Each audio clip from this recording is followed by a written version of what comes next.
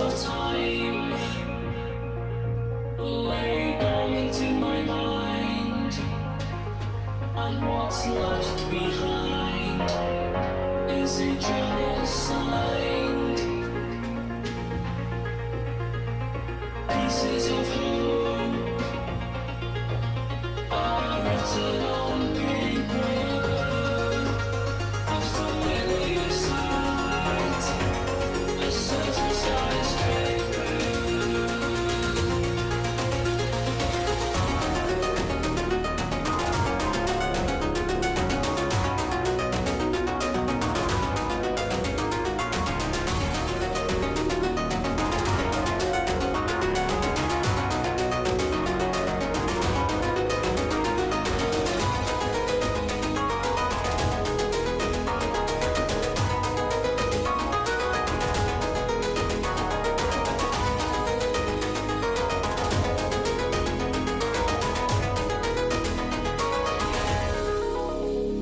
I must have been here some point in the past. Familiar shapes and sounds at last. The smoke and lights, the crowds amassed, the moon behind, skies overcast. I must have been here some point in the past. Familiar shapes and sounds at last. The smoke and lights, the crowds amassed, the moon behind, skies overcast.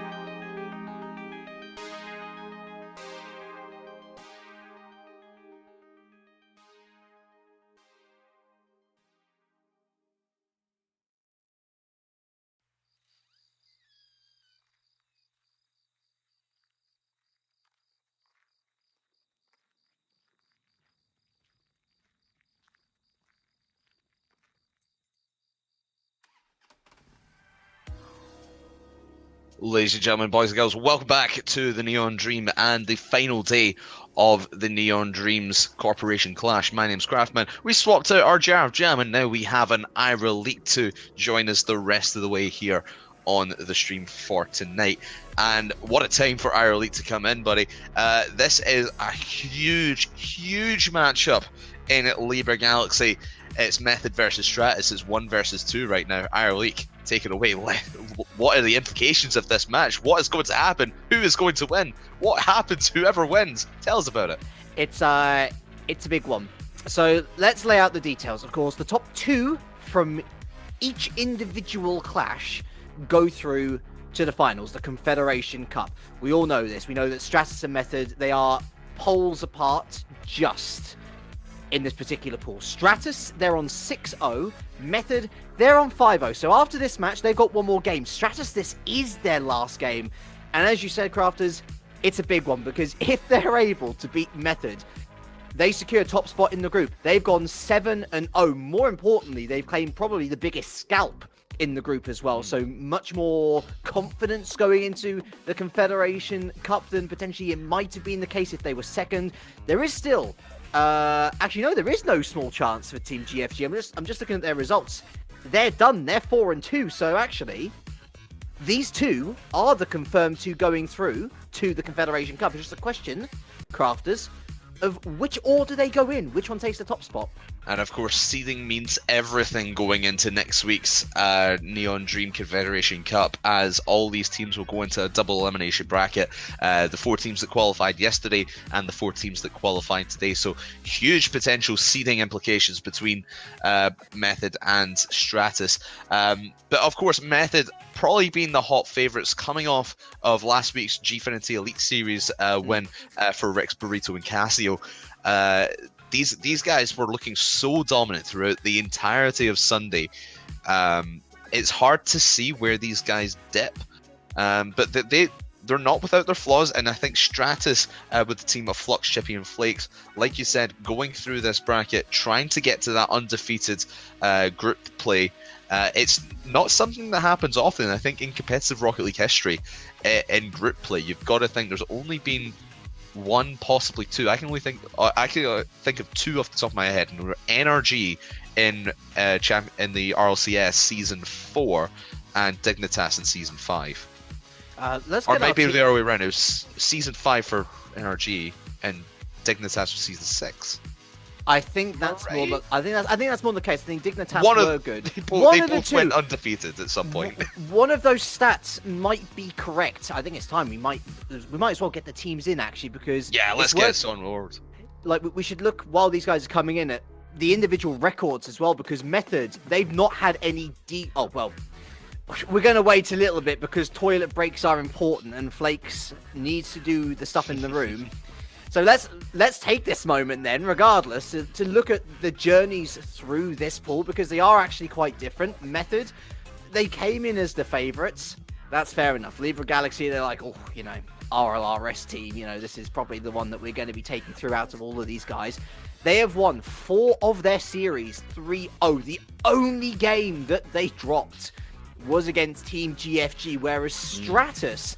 They've only had 1 3-0. 2 of the wins that they have earned, they were 1 DQ and a forfeit during the match. So it's not that Stratus don't have the potential to beat Method. They do. They are a very good team, but definitely the evidence is starting to pile up, especially since we are in the final stages of League Play Crafters, where it's just they're good enough to get through, but they're good enough to get through as the second place team, not first. Of course, and the only 3-0 they had was against Igneous, I think is how you pronounce that. Igneous. And they only picked up 2. I think they've still got a game to play tonight, but they've only had 2 wins throughout the entire group. One was a DQ against Rescue Whales, and the other was a 3-0 against Washed Up, who only had 1 win themselves.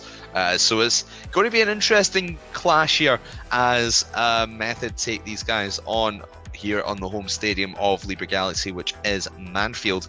But let's get a quick prediction before we jump into this one, as the guys are I think starting to get ready to go. I'll hand it over to you first. What's your prediction for this one in a 5-game series? I like Stratus. I like what I've seen of them. I don't think they're good enough to beat Method, so it's a 3-1 to Method for me. I'm going to have to agree with you in who wins the game, but I'm going to go 3-0. I think Method are hot right now. They were hot last week at Gfinity, plowing through Reason and Epsilon in the finals. Epsilon in the finals. So I don't think there's anywhere for Method to go but up, and getting to next week's Corporation class. To the Confederation Cup next week will be the cherry on the cake. Of course, they're already there. They can't be caught. So it's going to be interesting, but I think Method take it in a 3-0 sweep. So let's see if these guys are ready to go. Well, they've started speaking in Dutch, I believe. So I think they're as ready as chat are. I tell you what, for a top of the table clash, this is as banter-filled as you could possibly get. Yes, it absolutely is. Rex and Flake saying that they're ready to go. I think let's get. What cars are we expecting him to use? Oh, it's got to be the Scarab, though. Oh yeah, I think we've seen a lot of interesting car picks, shall we say, over the last few weeks of not just of the Renegade Cup, but of competitive Rocket League as well. We saw a few times in Gfinity as well, a few interesting car choices. But I think, if I'm not mistaken, we have all octanes on the pitch. 6 octanes is boring. It's just boring. Hopefully the action won't be boring, no. And let's kick off then here in game number 1 in this best of 5. The battle for the top of Libra Galaxy's Confederation Clash begins, and it's going to be Burrito B looking to the side here. Flake's going to start a counter-attack. Cassio going to go up high. Burrito B helps it on. Down, gets the second touch. What a great goal! And what did I say about Method being hot right now? And they are definitely showing that their team chemistry is just out of this world. The pass from Cassio was incredible, but the touches from Burrito B were even better. And less than 30 seconds into this game, these guys are putting a statement out to Stratus saying, "No, you can't touch us," and then just like that, 5 seconds later, Burrito B scores another. A sawed-off shotgun, this Method team. You get a goal, you're going to get another one straight to the face. Burrito B picks up his second in 15 seconds. I was going to say, you gush when you see beautiful dribble plays on the ground. Burrito B was dribble playing in the air. These guys, so clearly in the first 30 seconds, just brimming with confidence. And Burrito B is not done yet, looking to pick up a third, but now a bit of overcommitment here. Rix Ronde and Cassio double commit. Managed to get the ball over to the side. Flake's on target, and Flake bites back. And finally, Stratus have a way into this game, getting dominated for the first 30 seconds of this match. But now starting to try settle in a little bit more. Flakes with the shot from the side, and Method were just clearly not ready for that. You saw them going back to defense. There was a couple of double commits. They just need to clean those up, and they'll be good to go for the rest of the series. But Method starting hot. Stratus need to settle down a little bit more, shake those first couple of goals off, and they'll be able to get something going. But that passing play again between these Method boys is just incredible. And out from Rex, the tap and the bump into from Burrito B will score his third for Method. What a hot start for Burrito B. You know, I was sitting down here, Crafters. I was ready to, ease into some lovely Rocket League, a couple of series commentating. Method aren't giving me a break. A hat-trick for Burrito B, just over a minute gone.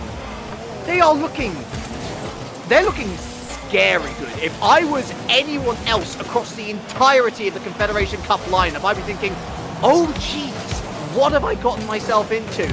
And you're right, Stratus, they have to calm down, because they've clearly got the attacking nuance to be able to, get a couple of goals here and there, but they need to lock down this defense. Clearly, the Method creativity juices are flowing, and flowing well. Chippy with the demo on Burrito B. Rix Ronde off from the wall. He's taking it on a journey, but Flux will end it to the corner. Cassio straight back in, off the backboard.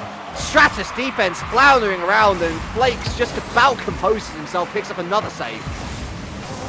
And these guys of Stratus, like I said, they've started to settle in now a little bit more, and they're starting to rotate a bit better.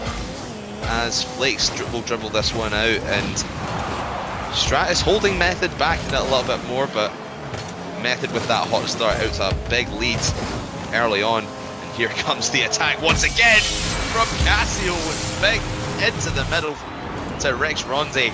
And here we were thinking last week that Casio was the top goal scorer on this team. Now he was holding it all in for this Corporation Clash match. Casio being the second man to Burrito B and Rex Ronde today. 3 assists.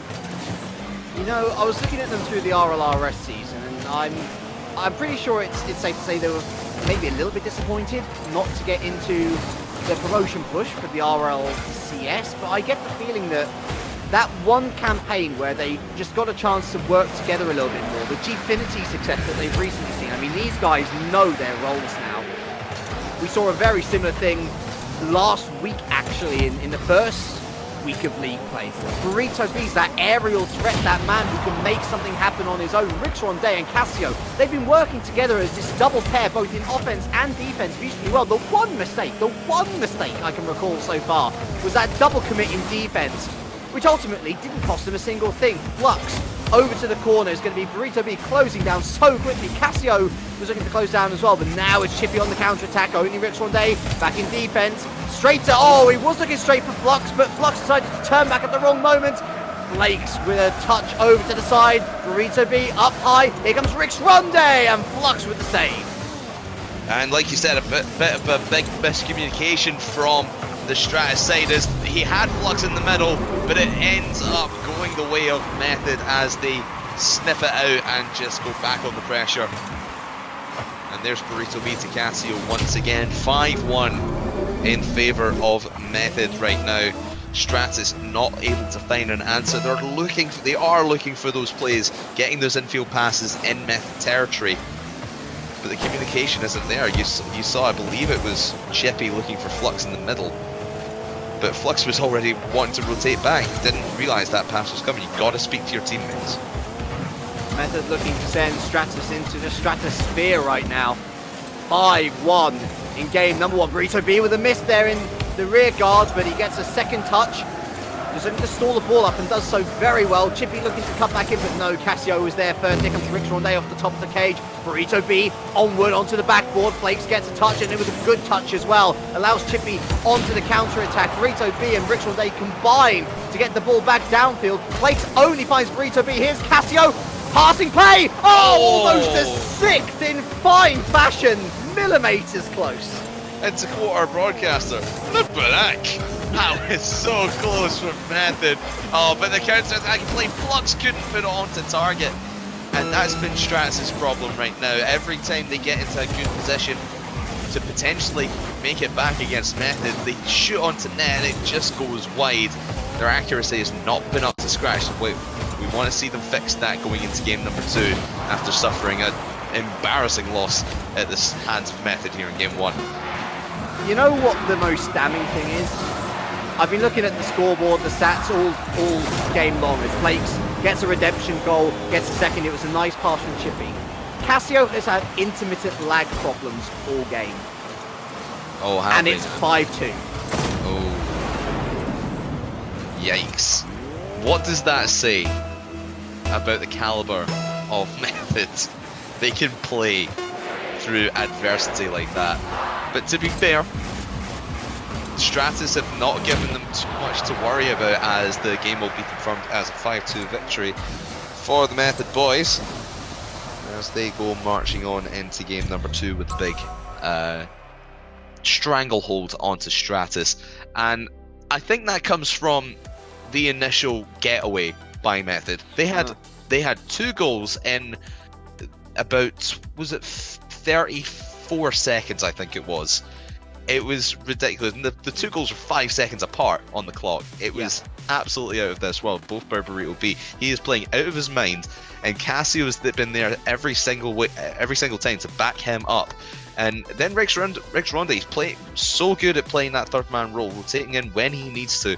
And Casio taking a step back from his usual slam it on the net, giving that role to Burrito B this time. And as Burrito B has 7 shots, he completely outshot the entirety of Stratus on his own. Stratus had 6 shots in total. Burrito had 7 on his own. That's the stat I was going to pick up on. That's a big stat. I do like to write down a lot of notes, but there was only one word which I could think of to describe that game. Oof. Oofed. I mean, you know, insightful commentary. That is, I don't say this lightly. That is the best that I have seen Method playing in a very long time. We were saying that at Gfinity last week as well. They are just on a completely other level right now with the Renegade Cups, the Renegade Cup monthlies, and then you've got Dream Pack qualifier starting soon, and then of course you got Rival Series and the RLCS starting up soon. And with Gfinity already in the pocket, these guys, like I said, it's only onwards and upwards for Method. Getting the win here as Burrito B fakes out all the Stratus players going for that, but it does result in the ball being in the blue half for the moment. It just shows you the chemistry that these Method guys have is unrivaled at the moment.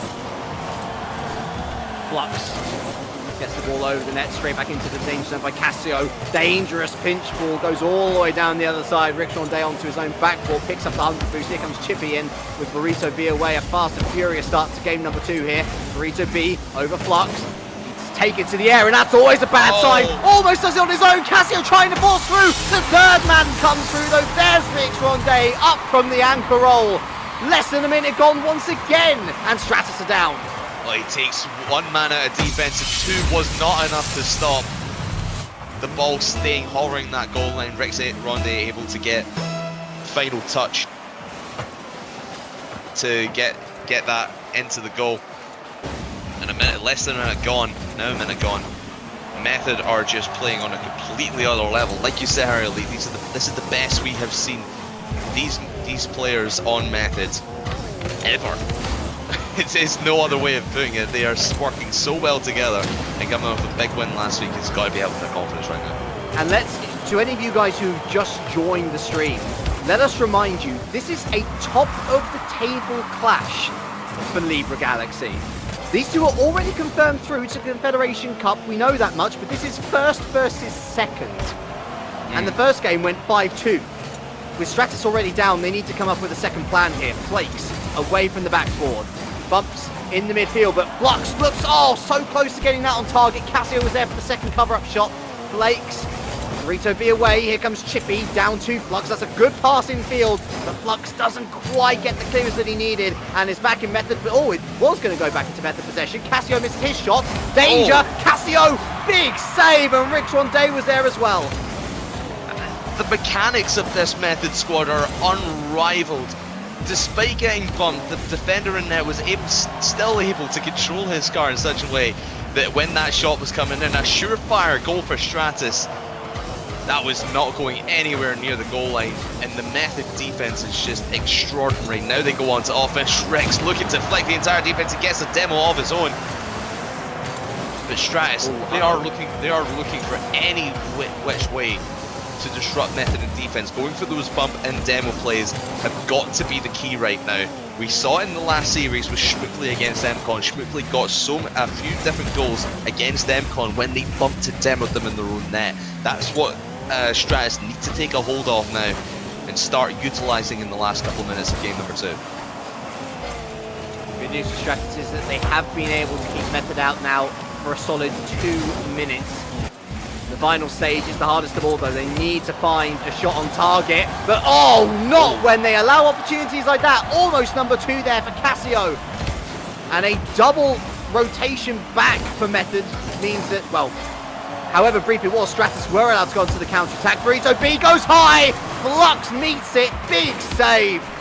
Renegade holds up the game in midfield, Flux onwards to the backboard. Cassio meets it off the backboard, though. They cannot break through. Cassio reading that ball to perfection, but Flux was in a great position there. That's the play you dream of, getting a clutch save and then going down the field to tie it up from an air dribble. He just needs to commit to that and call his team up for assistance when needs be.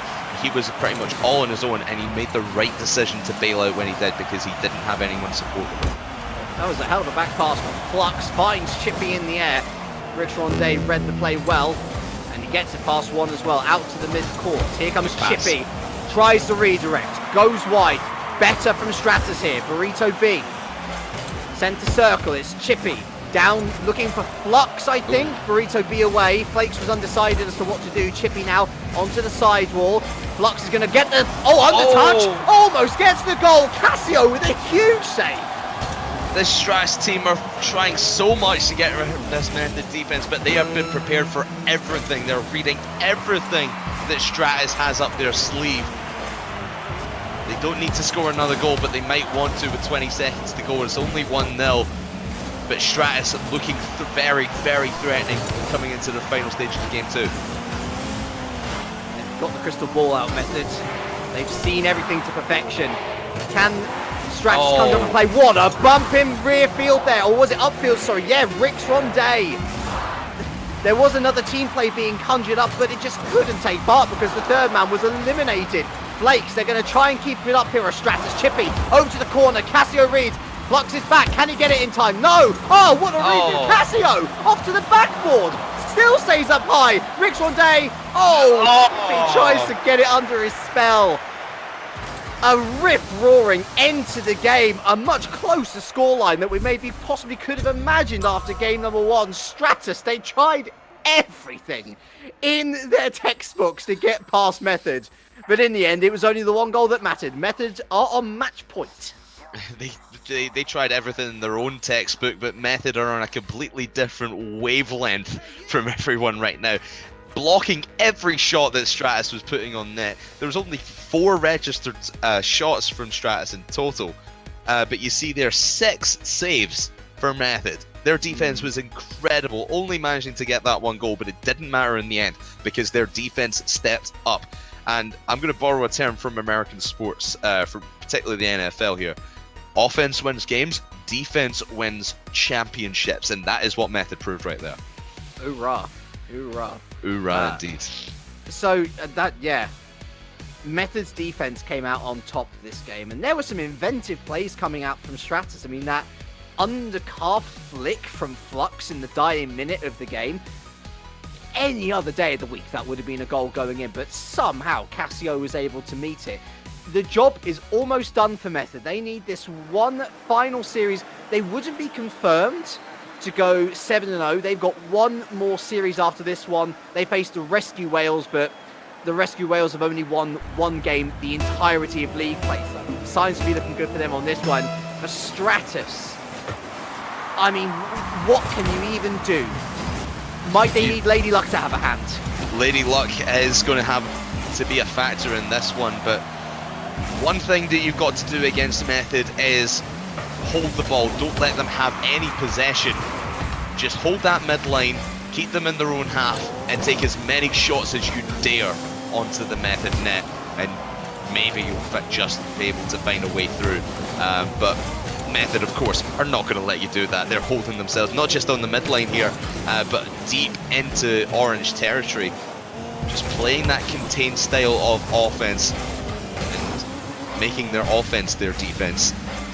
It's just ridiculous what Method are able to do, and so powerful against Stratus as they don't really have an answer at this point, as that was almost the first goal in favour of Rick's Ronday, but that one's going to be wide open. Flakes makes a touch. He could have gone on a run there, but lack of field awareness maybe from Flux there, or excuse me, Flakes.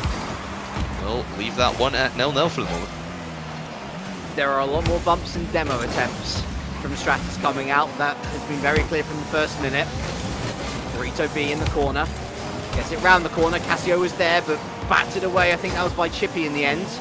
Here comes Chippy now on the counter-attack. Burrito B was unsighted and almost slips it through. Cassio again, a mega save. Held up in midfield by Flux.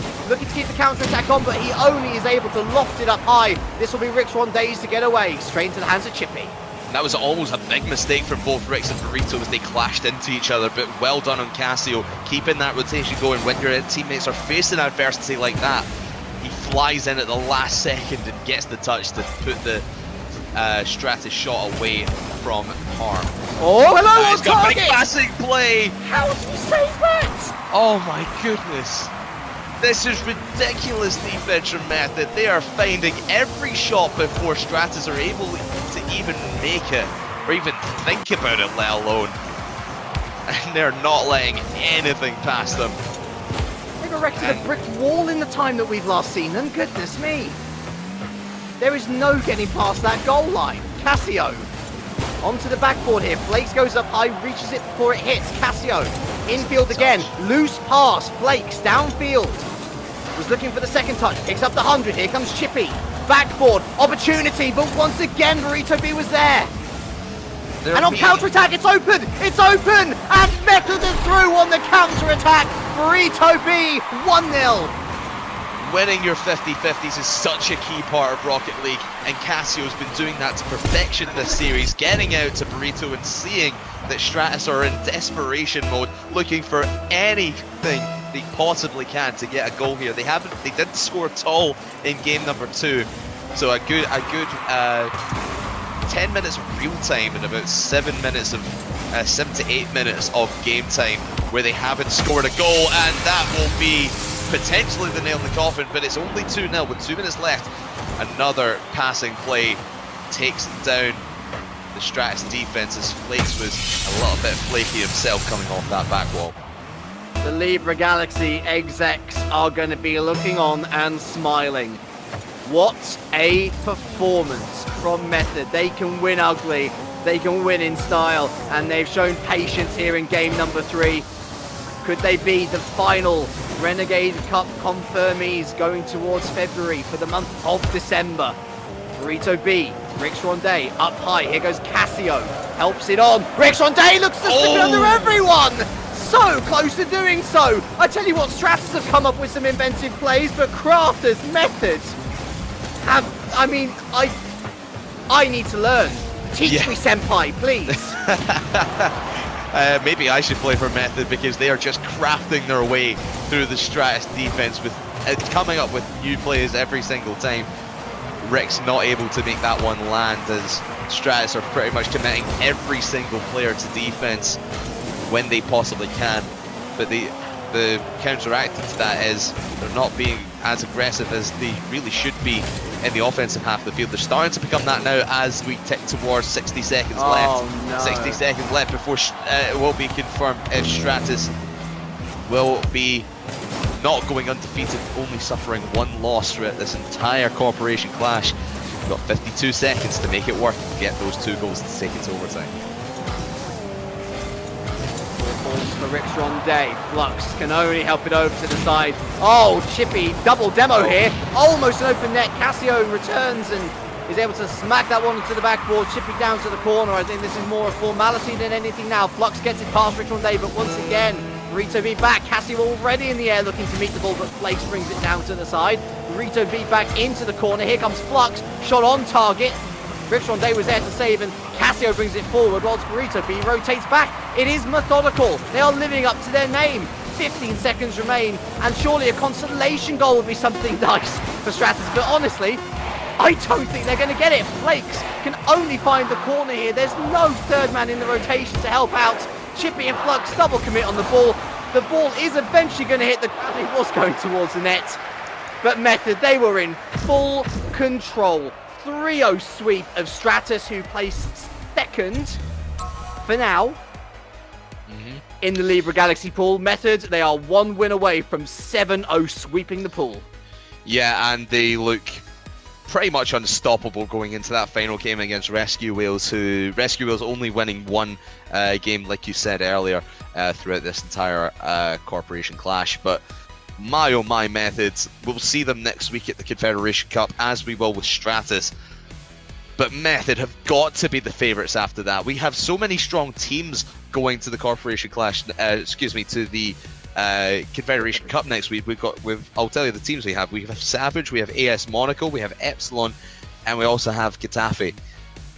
But Method, oh my days, they are looking so strong, and I would not be surprised if they go on a big run next week at the Confederation Cup. I'm excited about Savage. I am very excited about Method. Let me tell you, I know that Savage are a good team, but looking at how Method plays, they not only show the defensive skills to potentially be out a defense or be out an attack, like Savage, but they showed some real good awareness to work their way through what became a stubborn Stratus defense. I mean, that game 3, like I said, that was defined by patience. They broke on the counterattack when it mattered. It means that they are 3-0 sweeping Stratus. They've only dropped 1 game out of 6 series contested. Will they go the perfect 3-0 as well against Rescue Waves? We will find out. But for you guys at home in the audience, we've got 1 more series to show you today, and we're going to be heading back to Scorpio Tech. We're going to be rounding off our league play season there. IDK versus the favourites, XL Esports. You don't want to miss it. We'll be back in 5.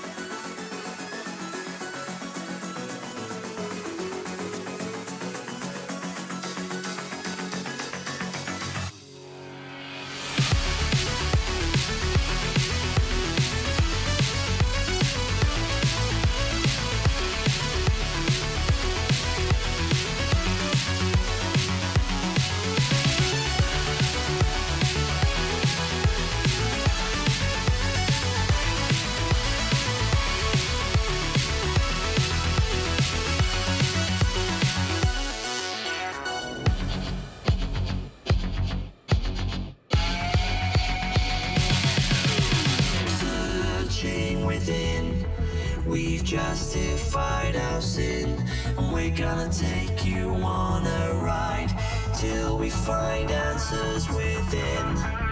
Location not here, in shadows we all disappear. Hold on, switch gears, we're gone as fast as we appeared.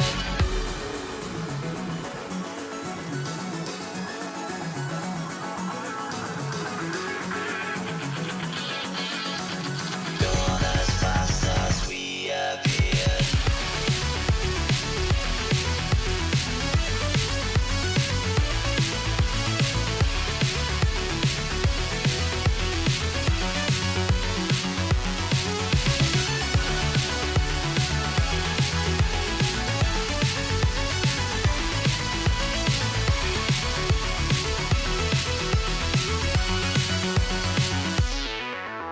Searching within, we've justified our sin. We're gonna take you on a ride till we find answers within. Location not here, in shadows we all disappear. Hold on, switch gears, we're gone as fast as we appeared. Gone as fast as we appeared.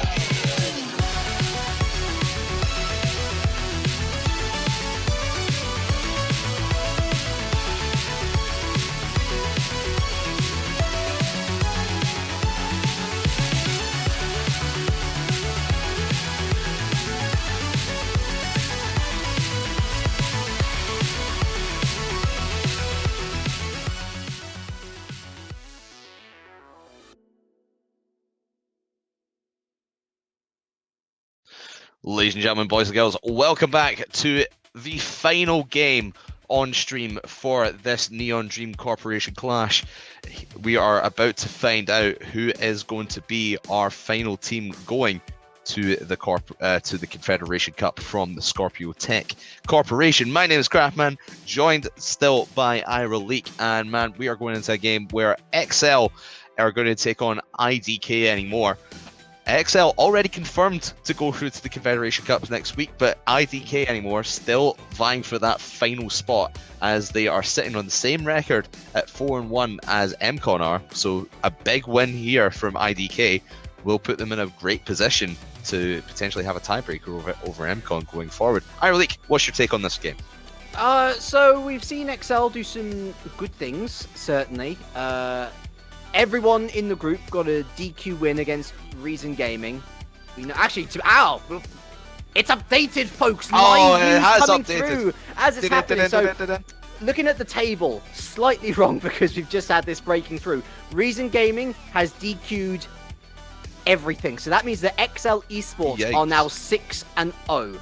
MCon are 5-1. IDK anymore. They still have 2 games remaining. They are, of course, up against XL in this game, but they also have Team Xyrus as well after this one. So that's going to be the final game of the Corporation Clash. Simply put, they need a 6-1 scoreline. That 6-1 scoreline can only be achieved if they beat XL in this series. If they don't beat XL, then it is confirmed XL and MCon through. So it's a big shift. Like I said, IDK were fighting for their lives for the Corporation Clash. Their only loss was to MCon, so they've lost that tiebreaker. So they, like you said, they need a better record than MCon, and they need to hope that MCon lose the game that they're playing right now off stream against Squad PPE. But how do we rate IDK's chances against one of the powerhouses of EU Rocket League at the moment, which is, of course, XL Esports with Neilscook, Pontex, and Breezy? It's going to be a big fight for these IDK guys, Frisk, Petrick, and Junior. They have competed with them at Gfinity and all around the weekly tournaments, especially here in the Renegade Cup monthlies as well. It's going to be an interesting matchup, but I think XL are too strong here. I think XL will win it. they'll win it convincingly, but I think IDK will be there every step of the way, just like we saw with Schmuckli versus MCon. MCon dominated from the start, but Schmuckli was there, 1 goal behind all the way, pretty much. So I think IDK will play that role, but XL will get the dominant victory. Let's put it this way. IDK are in a better situation than if they were in pools 1 or 3. They'd have to face Method or Savage in those groups, and nobody wants to face those 2 teams at the moment. Probably in a worse situation than if they were in pool 2, though, because the big scalps there were Nordavind. They didn't even make it through to the Confederation Cup. Do I see Niels Cook in a McLaren? I see Niels Cook in a McLaren. Boys, we've got the new DLC, folks. It's going to be a good one. Oh, is he going to... Oh, I thought he was going to score right away with it. McLaren, new meta immediately. That is one sexy car, I do have to say. Man, I'm going to go right out and buy that as soon as this stream's done. Wow. It's 159 on the Steam score, I think, and all the other various scores around. So, nice preview if you've been thinking about buying it, but right now the only thing that we do need to view is the action. Crafters, you couldn't put it any better. IDK are fighting for their lives in the Neon Dream. They have to win this series to stay alive. And even then, they need to go on and beat Team Xyrus. Not a good start. Oh, how did he save that? Off the line from Petrick and away, only into the hands of Niels Cook. He goes high. They need to survive, Crafters, but they were oh so close to losing the first goal of the game. Clinging on by their fingernails, both in this game, and by the tip of their fingers on the corporation as well. My goodness, IDK taking this all the way to the line. Frizz trying to get the first goal on the board. But now they've flipped the script, as you've seen XL pressuring a lot in the first minute and a half of this game. Now IDK getting their chances as they've played their defense. Now they want to play their offense, try and contain XL in their own half. As I say, they wouldn't want to face Method or Savage in this sort of scenario. Out of all the big scalps, I think you would want to face XL. They have still, in the entirety of league play, not won a series without dropping a game. And goodness me, Crafters, have we seen some exciting game 3s in that time. Go back and watch the Squad PPE XL Esports game 3 if you want to see what we're talking about. Junior brings the ball forward nicely. Pondex meets it in midair. It's going to be Breeze over here on the far wall. Gets it past Freeze. Great aerial control. Niels Cook in the McLaren. Takes it over the final one. Pondex wide of the margin. Just wide, but every time that XL get near to that net, it's always going. You see Breezy flying in there, looking for the redirect touch from his teammate. Not able to connect this time, but still holding them at a 0-0 draw for the moment. IDK are looking fairly strong. Got some decent talent on there. They just need to hone that talent because they've not been able. Their team plays have been a little bit all over the place. There have been some overcommitments and some miscommunications, but that is no miscommunication. That is a passing play. That is a brilliant goal from Friss to Petrick and back to Friss, taking the XL defense completely out of the equation, and it is all down to accuracy and Friss. When the ball is in his hands on the top of his car, be afraid, XL Esports. Be very afraid. Well, Breezy in net's wearing the brand new, or I think he's wearing the sweater decal, you know, like the sweater finish for his car. Yeah. Oh, we would have felt the breeze of that ball whistling past him then. It was like they were playing Tetris trying to figure out where to put the ball. Beautiful placement. That was such a great pass from Petrick, and it means, of course, at the end of the day, the IDK are up 1-0. And I know they've still got a minute and a half XL, but they've not really shown too much in this game number 1, Crafters, which makes me think that they can ease past the IDK defense. They have played pretty well and they've come in clutch when they've needed it. Yeah, I agree. They have been holding possession quite a lot more than IDK have. But the number of shots is now equal at 4 shots apiece. Both teams having their chances. XL, you would think they're doing a little bit better, especially in the midfield part of the pitch. But IDK have just been so solid on defense so far, And again, there's a big clear from Friss off the backboard, allowing Petrick to go upfield. And now matriculating this ball into the XL half is going to put some pressure on the Niels Cook-led side. 50 seconds to go, and XL, they need to show some flair, because it's exactly what we saw from Method. When they showed some flair, they just got ahead and dominated. We expect XL to do that, but another great save from Breezy. What gets up by Junior. Petrick's there to follow up. Can he get the touch? Yes, he can, but Pontex has the save, but able to finish the play, and that is what we want to see from these teams. They do not look back at the face of adversity. They finish these plays, and it was just rolling in, and Petrick goes 2-0 up and gets IDK into a prime position against XL in game 1. The shop closes at 6 PM, but Petrick was going to be served. 2-0 to IDK. And XL, they have got some questions to answer. Firstly in this game, but secondly in game number 2, where they will need a response of some kind. Niels taken up by Junior. Breezy on his own, not able to get it past Petrick, who has performed magnificently in game number 1. He has been an absolute star. The seconds trickle down.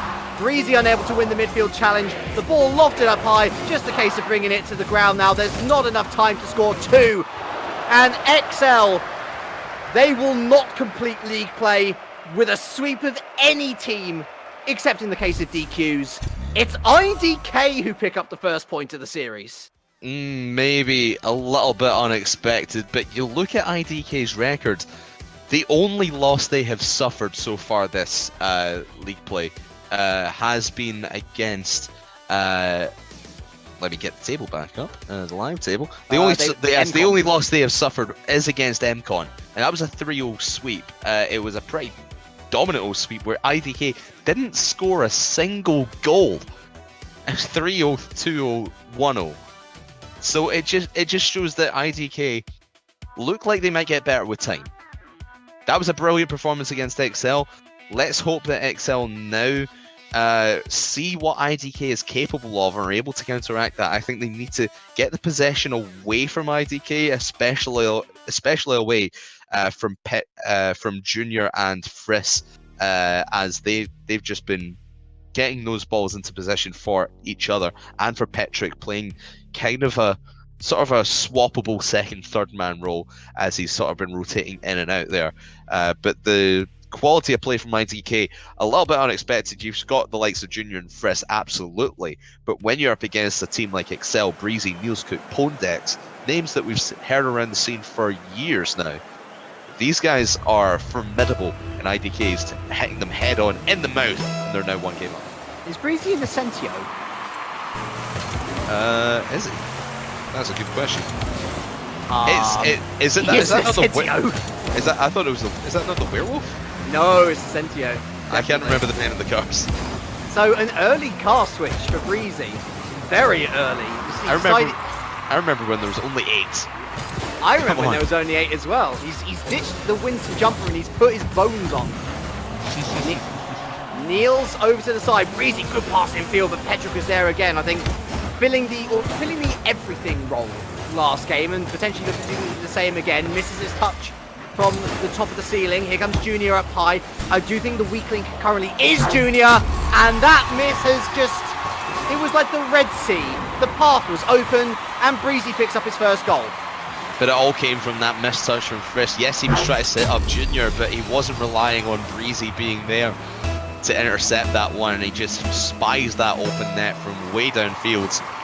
And XL go and get their first goal of this series, and it's less than a minute into game number 2, and they might get their second as Pondex was looking from the ceiling and out to Breezy, and Junior able to get the long clear to midfield. But now XL, you see them in the middle of the field, but what a passing play from Petrick to Junior way upfield, and IDK answered back in stunning fashion.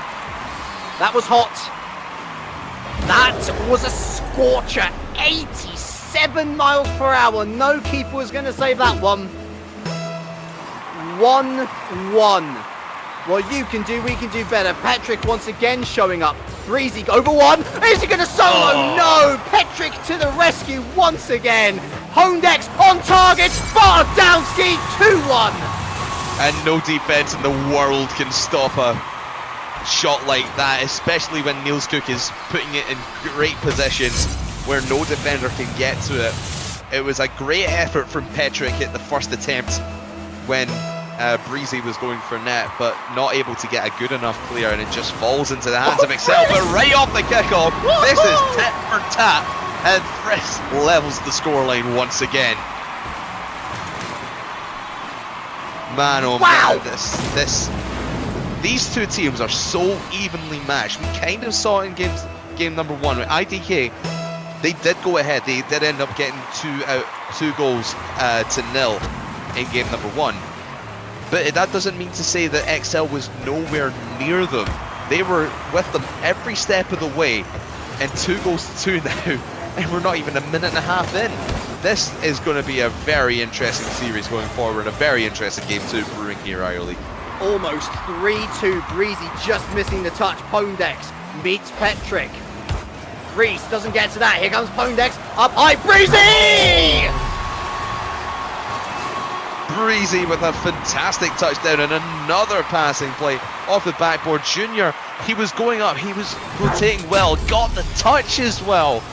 It was just right at the end, and that ball was in before it was touched. But Junior, great effort and great awareness. He drove straight into net and up the back wall. Don't see that too often. You usually see a back post rotation, but he was the last man back, and he was that was his last attempt to get a touch on it. So great effort from Junior, just wasn't enough in the end. But they are going punch for punch with Excel right now. Let's see if they can level the scoreline before we reach halftime. Oh, open net. Pondex with a loose Pondex. touch. I was talking to you crafters before we even started commentating. It was like, listen, if you get IRLeague crafters and the number 3 in some fashion, then you're going to have a good time. This is series number 3, and this is proving to be one of the best series. It's only game number 2 that we've seen all league play long. Good news, it's the final one, right? Almost on target. Petrick off the post! So close to a response. It's only half time. If these guys want a shootout, they're getting a shootout. It's just play after play, shot after shot. 6 for XL and 5, only 5 for IDK.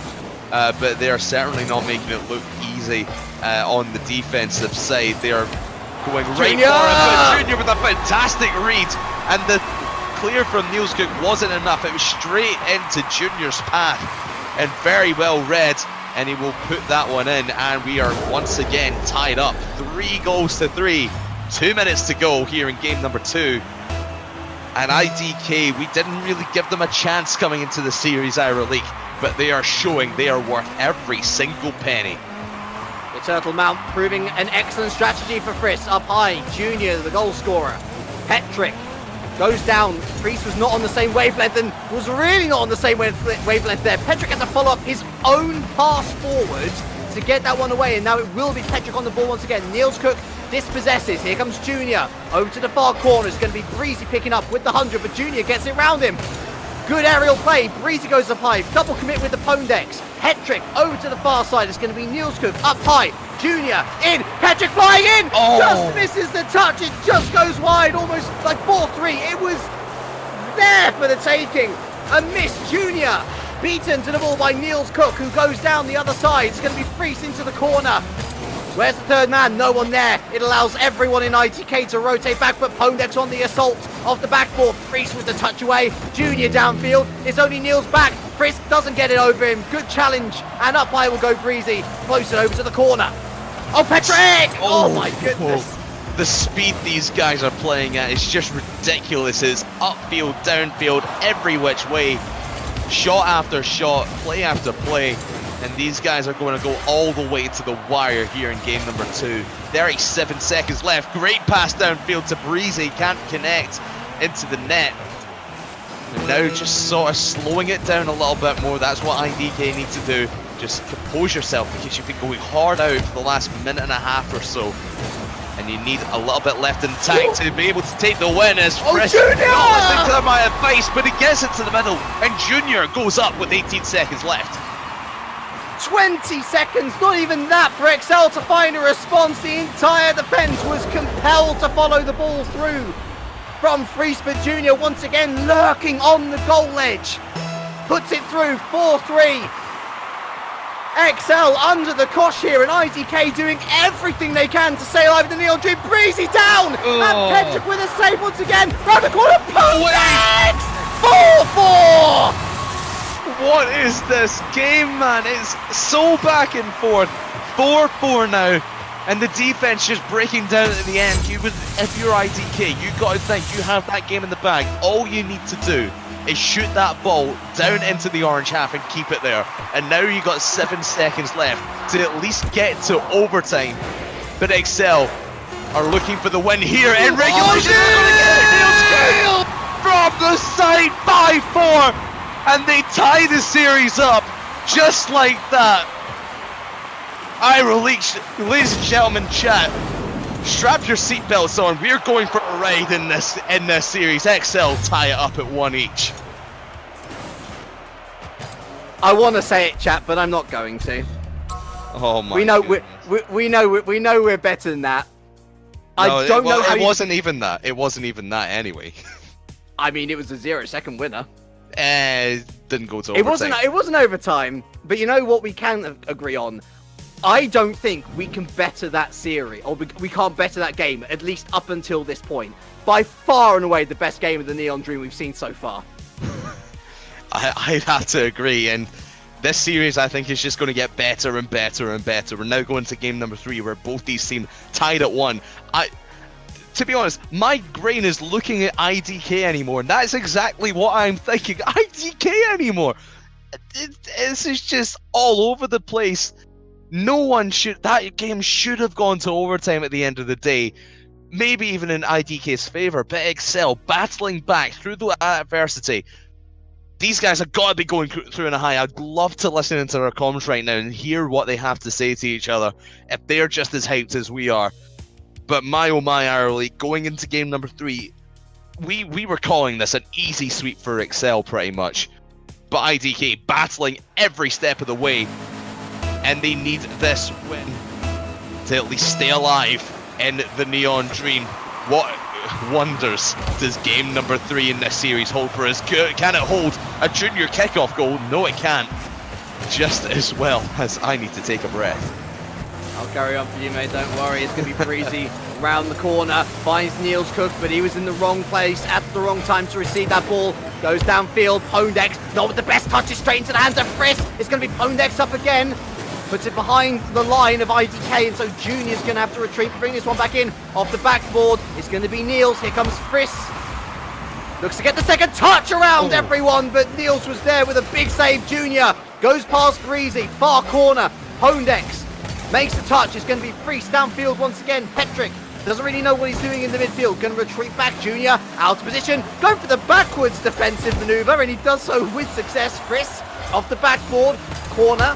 Breezy in, off the top of the cage. It's going to be Petrick down to the side. Bit of reprieve for both teams. Niels on his own, gets it past Junior, goes wide. Pondex on target, open net. Wide open net, and one thing that I just noticed about the IDK defense there, they were clearing downfield, but they were just clearing into the path of an attacking XL player. If they're going to clear long, they need to clear all the way downfield and make sure it's in a place where XL aren't going to be able to get to it first. They need to be smarter in their play, get a bit more communication going, see who is where on the pitch, and start controlling this offense, controlling their defense a little bit more, because that was all over the place. Junior downfield. Niels meets at the midfield. Pondex helps it on actually into the centre. Breezy up high, looking for the double touch. Both him and Petrick miss. And Breezy with a backwards pass to Niels, who was already in the air, came to nothing. Pondex, well read by Frisk, continues to go downfield. He's looking for the bump play, doesn't happen, and now, bumps in the rear guard! Self-implosion, Breezy puts it through for 2-0. And the one thing that could have potentially taken him out, and oh my goodness, Petrick, the tap onto his own teammate. That's a big feels bad man as Breezy carries it from his own side. But it just shows you the XL, you can never keep a good team down like them.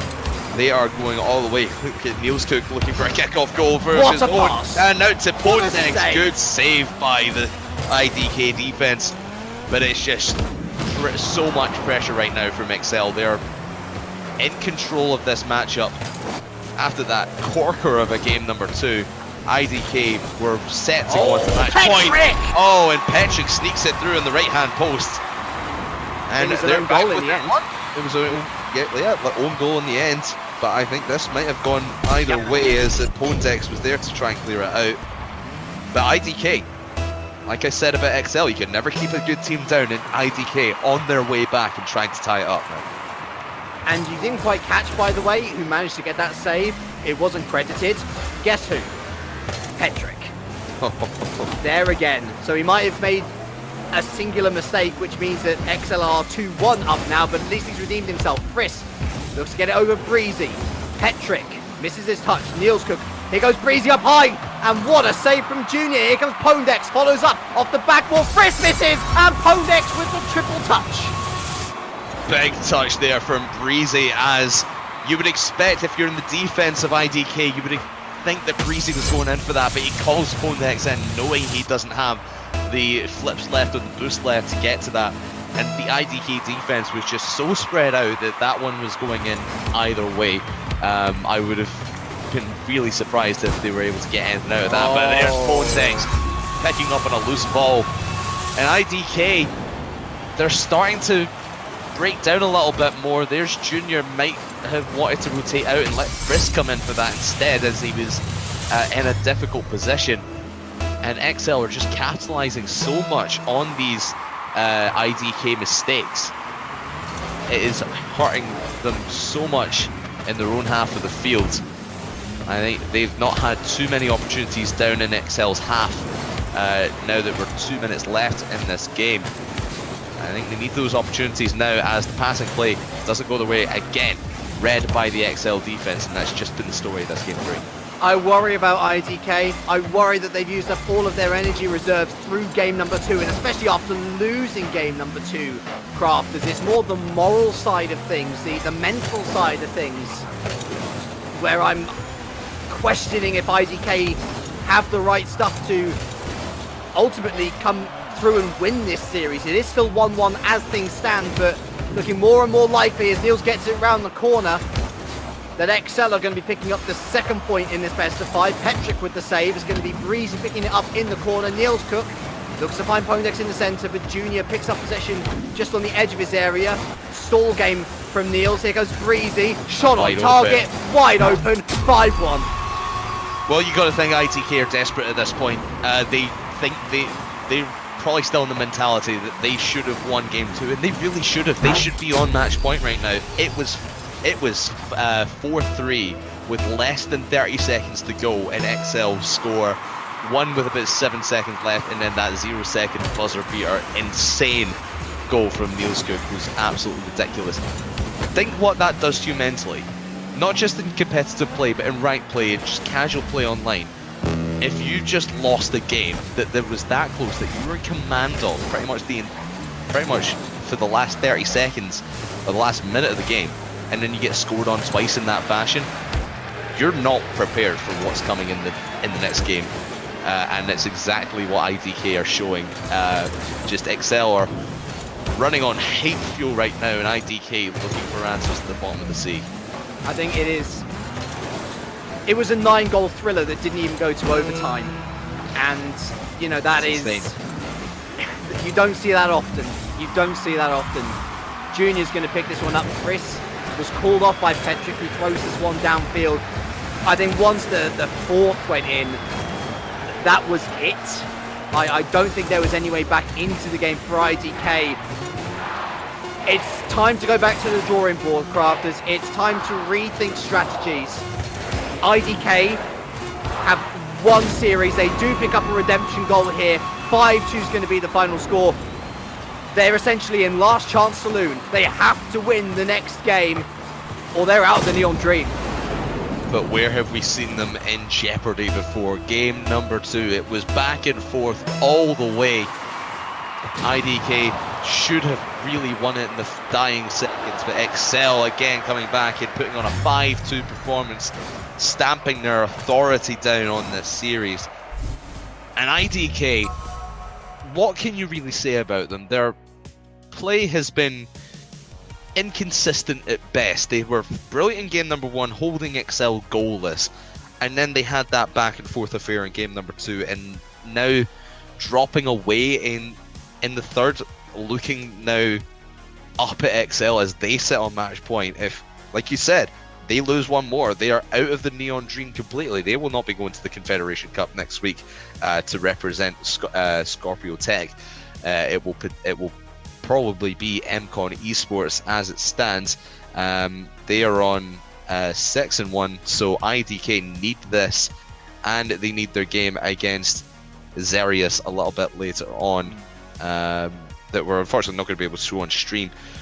But what can we say? We talked about XL and how dominant they've been throughout this tournament. They have put up an undefeated run so far in their corporation. Mm-hmm.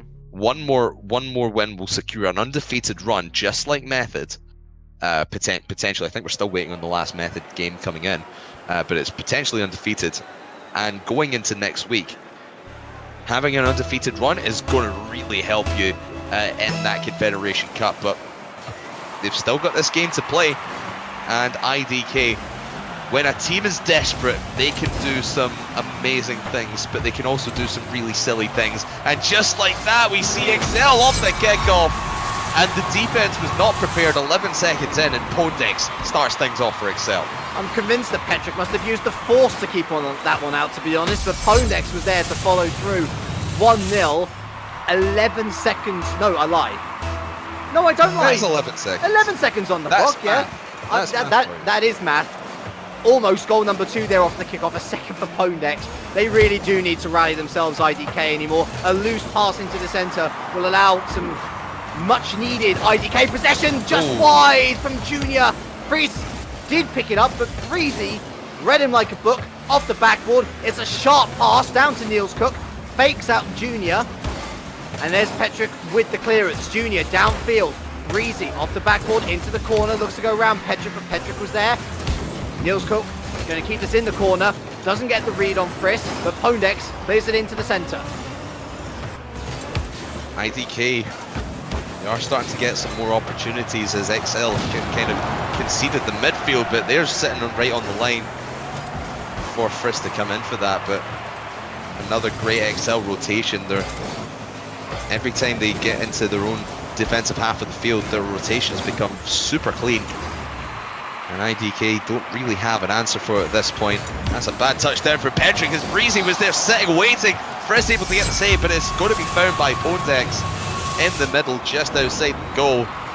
And XL are hopping on these IDK mistakes. That was an unfortunate touch for Frisk. He was trying to clear long, rattles it off the post of the crossbar, and Pondex able to sniff that one out in the middle. But XL capitalizing on the IDK mistakes is their game right now, and they're pulling it off to perfection.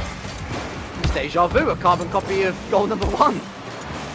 Rattles off the post and crossbar, goes in by Pondex. Petrick keeps the ball alive in the danger zone for XL. Niels with the clearance. It's going to be Frisk, who pulled off a magnificent save, was not able to save the goal from going in though. Here comes Junior, round the side. Pondex loses the challenge. Junior needs to find Frisk in the middle, finds him, goal! One back! That's what IDK need, a big passing play in the XL half. Junior to Frisk, the connection works again, and the XL defense are not prepared. Actually, Pondex and Breezy bashing into each other, throwing each other off. Now they pull back within 1. IDK is not done yet. Within 1, and it could be a tie game as the pass link up again. Frisk and Petrick just works out, but the XL defense rotating in so cleanly, and especially off a kickoff, they're ready for anything that IDK are throwing their way. They are not done yet. Junior on his own goes wide. Petrick, centre ball, gets it past everyone. 2 minutes 50 remain. It's 2-2. And the dish off the back wall was conceded as both Niels Cook and Junior both committed to that save, trying to get the ball away, leaving Breezy all on his own to contend with that one, or excuse me, Pondex to contend with that one. And now we're back to a tie game in this game, crucial game number 4 for IDK. When this series, or when these games have been tied up, there have been some dramatic moments. Can we see a repeat of game number 2 when it went right down to the wire? I think IDK needs a third right now if they're going to stand any chance, because I think if they go down one more time, I think they will stay down. So get the lead now, boys, and you stand a chance. You know a series is good when your broadcaster starts vocally shouting and cheering. I've never heard Tractor Manager so vocal. Pondex only finds Friss in the midfield. There's going to be Pondex again off the backboard. This time it's his own teammate Breezy picking it up. Oh, a bump in mid-air! That is a goal and a half! Breezy with some brilliant awareness. So aware of what's going on around him. He could have easily gone for that touch, but bashes, bullies Pentic out the way. And with just over 2 minutes to go, XL back in control of this game. But IDK looking for one right off of the kickoff. Junior able to squeeze it through. But Breezy has been a fantastic pawn, excuse me. Look at Pontex. He's been a brilliant piece in this chess game against IDK for XL. And he's pulled that move off to perfection. Again, Petrick not prepared for it. And XL starting to hold the midfield once again. Flick from Nielskuk, saved out by Friss. Not able to get it. The follow-up will be Breezy, and it will leave them vulnerable to a counter-attack here. But rotating back in is now 2-2. And XL, they can make mistakes, but they've been rotating so well that it's not even matters. Oh, but maybe not this time.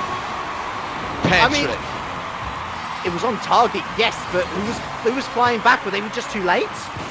Way too late to that one. Breezy, here's me praising their rotations, and there's Breezy scrambling back to net as IDK get the tying goal. But this time things feel different. It feels like IDK are energized. XL just a little bit slow to things, you would say, but not playing with. Actually, one of their teammates seems to be AFK. Pontex isn't moving at all. He's back in defense. He's sort of parked his car across the net. He's not even moving. This could be an unforeseen upside for IDK. But Pontex needs to get back into this game. He's gone. Oh, he's gone. He's gone now. We play on though, as per the rules. We play on, yeah. And Pondex is back. Pondex is back. Is he moving? Yes, he is. And I'll tell you what, his teammates saved him so much there. They went full defensive rotation, twos plays almost. When you have a 3v2 situation, yes, it's unfortunate that Pontex had a lost connection. He wasn't moving for the best part of 30 seconds. But IDK needed to capitalize on that. They needed to pick up that Pontex wasn't in the game and aggress hard on the 3v2 advantage that they had for a good 30 seconds. Not able to do that, and it looks like Iro League, we're going to have our first overtime of the day. I'd say it's an overtime that IDK did not want. They wanted to get the win through in game number 4 as much as XL got the win through in game number 2. And with Pondex back, they've got a full complement. Another big save off the crossbar from Friss. Didn't register. Here comes Petrick, being one of the players of the series. If not the player of the series, full stop. He's been outstanding through every single game. They're going to need him to come up big here. Another big challenge in midfield, won by Petrick. Got a bit of boost to work with here. Tries to find Junior in the middle. Nielskuk was fast. Breezy takes the ball to the air once again. Looking to solo on his own. Friss. Another big save in the back. Petrick forward. Friss doesn't get to it first. It was Niels first, and there goes Breezy. Faster in the air all of a sudden. Re-energize. They know that they can finish this series here and now. Petrick. It's going to be Pondex. Centre ball. Friss finds it. Breezy with the mid-air bash. Niels. Centre circle is going to fall to Petrick on his own. Tries to fake everyone in the defense. But they were alive, and Breezy taken out. Siege mode engaged for IDK. But this is great pressure from IDK. What would they've been looking for all game long, in the pass into the midfield for Junior. Can't connect as everyone from XL was wise to that first, making sure it's not going to go anywhere. XL have been fantastic in defense. But they're starting to show signs of weakness, and Junior coming over the top will get the overtime goal to send us to game number 5. I think it was an own goal. I think Junior goes up. No, it was his touch. Friss was coming in as well. They take it to game 5. What a spirited performance from IDK XL. I'm pretty sure that whatever happens in this next game, they should be confirmed through to the Confederation Cup. But they do not want to lose their unbeaten record here. Yeah, exactly. Excel are confirmed as one of the teams through from Scorpio Tech, but IDK, like we've been saying, fighting for that second spot in the Confederation Cup on behalf of Scorpio Tech next week. They need to hope that MCon lose. No, they need to win here, and they need to win their game after as well to at least give them a chance to go into tiebreakers. I think it goes to goal difference after this, or sorry, game difference. So they want a win here and then a 3-0 sweep against Xerius next week, or next game. But man, oh man. I'm just thinking, would MCon go top of the group? MCon could potentially go top of the group if XL lose here. Yeah.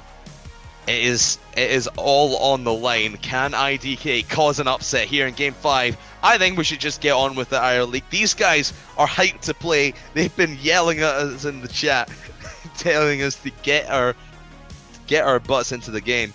And we're going to do exactly that. IR League for the final time in the Corporation Clash. Let's get going. It's game number 5. IDK and XL Esports. One last game to determine a winner here. IDK to stay alive, XL to go undefeated. And Friss! 9 seconds in, the demo for Patrick and the score for Friss. IDK, great start to game 5. And wouldn't you know it, Patrick with the demo in net. Friss took the goal, but Patrick made it 1-0 within 9 seconds. And now XL have got to be worried. Because not only could they lose number 1 spot, but if the game against Xerius, goes away of IDK, then there might be trouble that XL couldn't qualify. For now though, panic has been lessened. Niels with the goal. But that pass from Breezy was outstanding, getting it past a couple of defenders, and then the touch from Niels to slot it in. IDK's defense has been questionable throughout this entire series. It's questionable. The entirety of league play. Exactly, and you've got to think their biggest asset is their offense, and these passing plays back from Friss to Junior again, hooking up, and then Patrick coming in. It is such a great chemistry that these guys have when they get to the offensive side of the field. It's their defense that needs working on, and XL are exploiting that as much as they can. But a tie game, and we are only just a minute into this game 5. I fear to think what would have happened if it had been the XL roster playing RLRS. It's been an interesting experiment seeing Breezy in the squad, and I think the defense is still a very serious problem that they need to consider. Whether they change again or not, still to be decided. At least their offense is keeping them in the game. Off the backboard, Friss. Breezy all on his own has a free net to shoot for, and he takes it with a bomb. 2-1. That was such precision from Breezy, but the clears from the defensive IDK, especially Friss, have been questionable at best, and that's another one that goes straight into the hands of an XL player. If you're going to clear downfield, you want to get a solid touch, not put it to someone who's waiting in the defense, just like Breezy was there. But that was pulled off to perfection. So accurate for Breezy, as he has been all day long. Still plenty of time left on the board. We're only 1 goal down with IDK. Very true, very true. Patrick picks up possession in midfield. Codex eliminates him from the game. Probably a very smart course of action given his danger posed throughout the entirety of the series. Junior picks up the midfield 100 and uses it to good effect. Passes it down to Patrick, who's going to take this round the corner. Podex, good defense there in his corner. It's him versus Friss, and Friss completely misses the ball. Podex wasn't expecting it, passes it back to Nielscook, and Friss recovers in time to get a block in. Junior away from the goal mouth. Friss has been playing well. And again, Junior getting into position for Frisk. Look at this dribble from Junior, bumps the man out of the way, fakes Pontex, draws him out so much, and Frisk is there to pick up the pieces and tie the game up. Now, I was going to mention about Frisk being somewhat of a weak link in this team. He had that, he's had a couple of crucial misses when it came to defense, but like I said, IDK's strength has been lying in their attack, and they need to attack this XL team with all they have if they have any chance of making it to next week. Junior, he's going to put this one on target. Breezy away to the corner, follows up the touch, but Junior was there, throws it back into the middle. Petrick up high, passes it down, but Frisk was not up when he needed to be there, but he is there now. What a placement and what a save from Breezy. Niels Cook puts this one onto the backboard. It's going to be Junior with the touch, finds Petrick from Junior, and that was going on target, but Pondex was there to meet it. Pondex read that every step of the way. He was not moving out of that midfield because he saw the passing play happen. It's good attack from IDK, but they need to be a little bit more creative and do that later down the field if they're going to catch out this XL defense, because they are reading everything like a book. Dangerous ball again, defended well by Breezy. Ball's going to rest up in the corner now. Niels Cook tries to get it away. Finds Petrick on target. Breezy gets a second touch. And Junior, it was going to be a save. I think that was the right call. But still, XL were able to survive. Petrick into his own corner. Niels goes up high. This ball's going to float down. Junior reads it well over to the side. Pondex coming for a second attempt. Freeze down. Breezy gets it past Freeze, gets it past Petrick, gets it past Junior, but no one was there to follow. He had Pontex coming down the side, but he was too far back. Now Frisk looking for Junior back. And XL were caught off guard there for just the moment. IDK just not quick enough to act upon it. And now we will tick into the final minute of this game at number 5. Niels Cook looking for the ceiling, but not able to find anything. These guys are going so back and forth, it's ridiculous. Petrick shoots in the middle. Junior was there to knock Pontex out the way. Not able to connect, but XL's defense stepping up once again. There is no disillusionment, there's no illusion whatsoever as to who our broadcaster is supporting at this point. Don't say we're impartial. We're impartial though, we're impartial, we promise. And that's a very impartial goal. Pondex rips apart the defence. The broadcaster's given up. And XL goes 3-2 up. It was such an overcommitment from IDK here. You've got to feel they've been pressuring so hard since that second goal went in. Something was got to give, and then Pondex just with that third goal. Still 23 seconds left. Can IDK make a miracle happen here in Aquadome? It's going to be up to Junior to carry this downfield because they have 15 seconds to get the tying goal. Oh, he picked up the 100 boost and was eliminated by Pondex. Some brilliant close-down play here in the closing stages of League play, of the Neon Dream, of the Corporation Clash. And to round it all off, we get a beauty. And there is your dagger. Pondex with the solo play. Yes, it was passed from Niels Cook, but Pondex pulled that off to perfection. IDK, it's been a fantastic run from them. They have fought every step of the way, but it was just not enough. XL too strong for them, and they will say their GGs. And XL confirming themselves as the only undefeated team in Scorpio Tech, and they will be going to the Corporation Clash. The Confederation Cup. Series of the Corporation Clash. Sorry, no doubt. That was incredible in every way, and of course, this result also means no more headaches for figuring out who goes through and where. MCon will be confirmed as your number 2 seed. XL is your number 1 seed in Scorpio Tech. IDK anymore.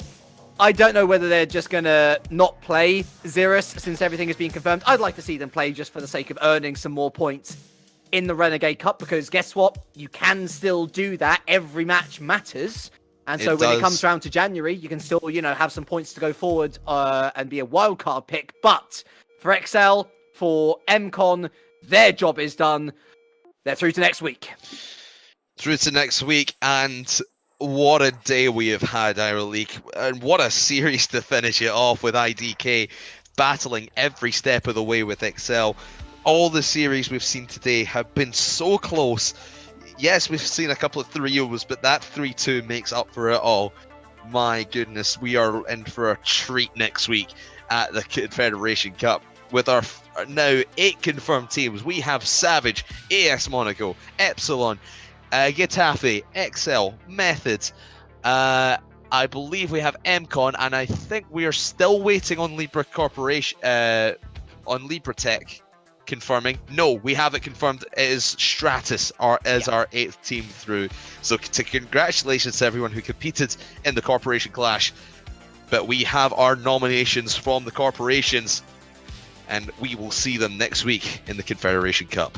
Fair to say the big scalp there from this particular round then, Nordavind not able to get out of their group, going out on goal difference effectively. And for those who were curious about Method and whether they'd 7-0 the group, they 7-0'd the group. Rescue Wales deciding to put in a DQ there. So Method going through, I would say, is one of the clear favourites. I think between them and Savage, we've got a real corker of a potential rivalry there. Watch out for XL. And watch out for some of these bubble teams. Of course, you got the likes of Getafe, Monaco, Stratus, all guys that can prove an upset. And if IDK can take XL to game number 5, then anybody can. It is going to be one hell of a watch next week. $2,000 on the line in US dollars for the winner of the Confederation Cup next week. But these corporations are going to be training these guys up for 1 week to come. It is, like we said, it's going to be Savage, AS Monaco, Epsilon, Getafe, Methods, Stratus, XL, and of course, our final team will be MCon once it's all said and done. But EuroLeague, if you were to pick a favourite, who would you pick going into next week? Because I can't pick a favourite. That's why I'm asking you. Yeah, thanks.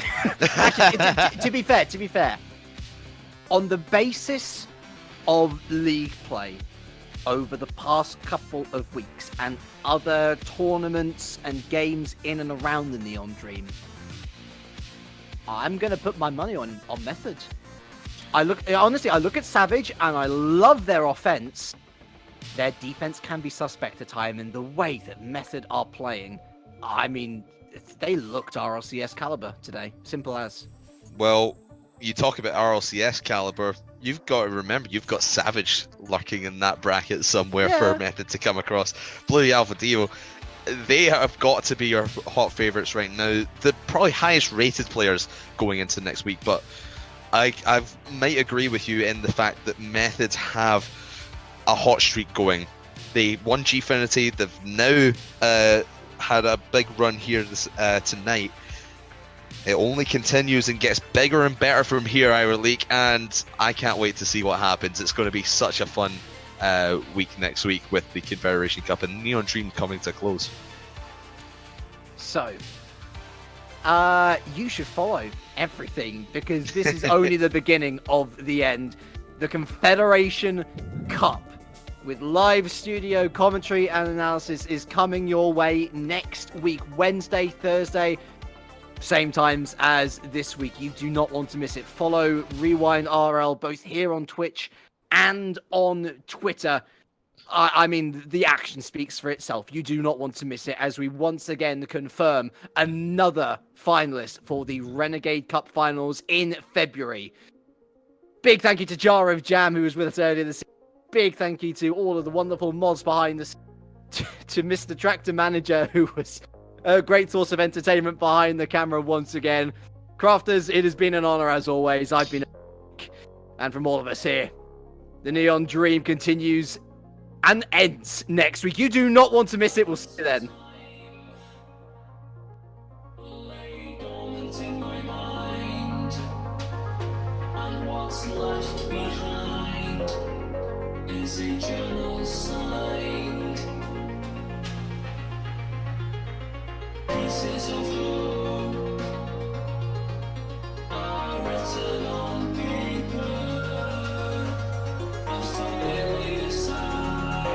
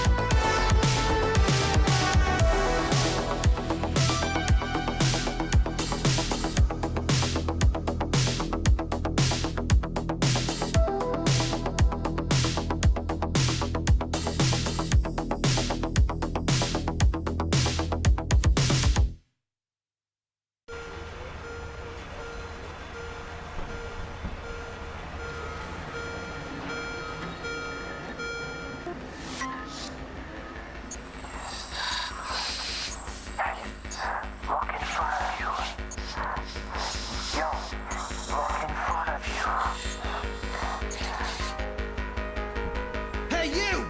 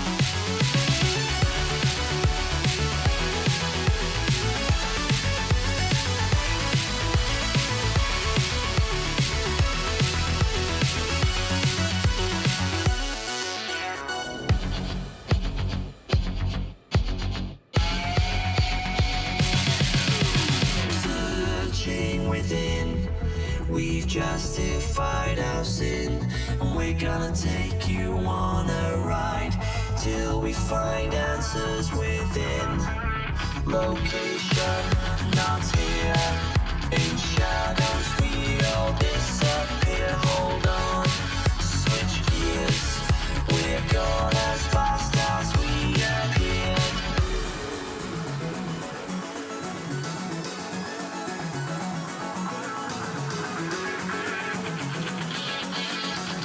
Gone as fast as we appeared.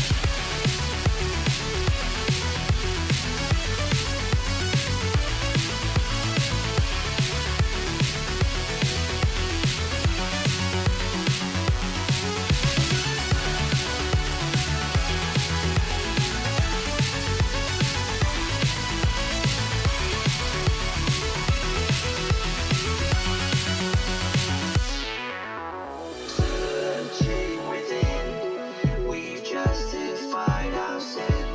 We're gonna take you on a ride till we find answers within. Location not here, in shadows we all disappear. Hold on, switch gears, we're gone as fast as we appeared. Gone as fast as we appeared.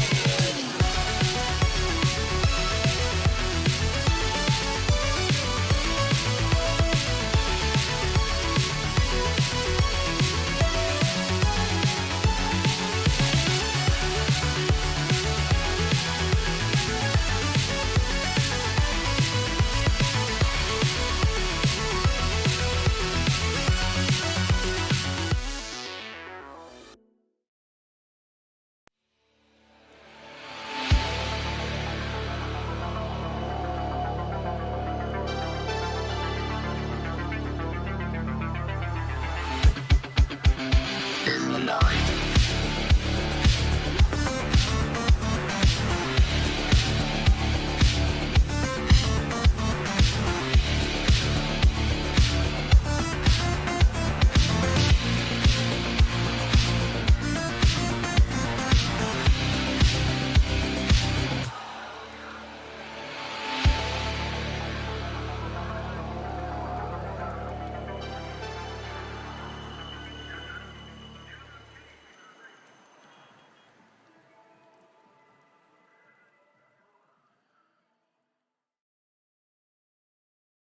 Two of our corporations have already decided their teams for the Confederation Cup next week. Tonight, we find our final four teams to progress. My name is Craftman, joined today by Jar Jam. This is the last day of the Corporation Clash here on the Neon Dream, presented by Rewind Gaming and Psyonix as part of the Renegade Cup monthlies.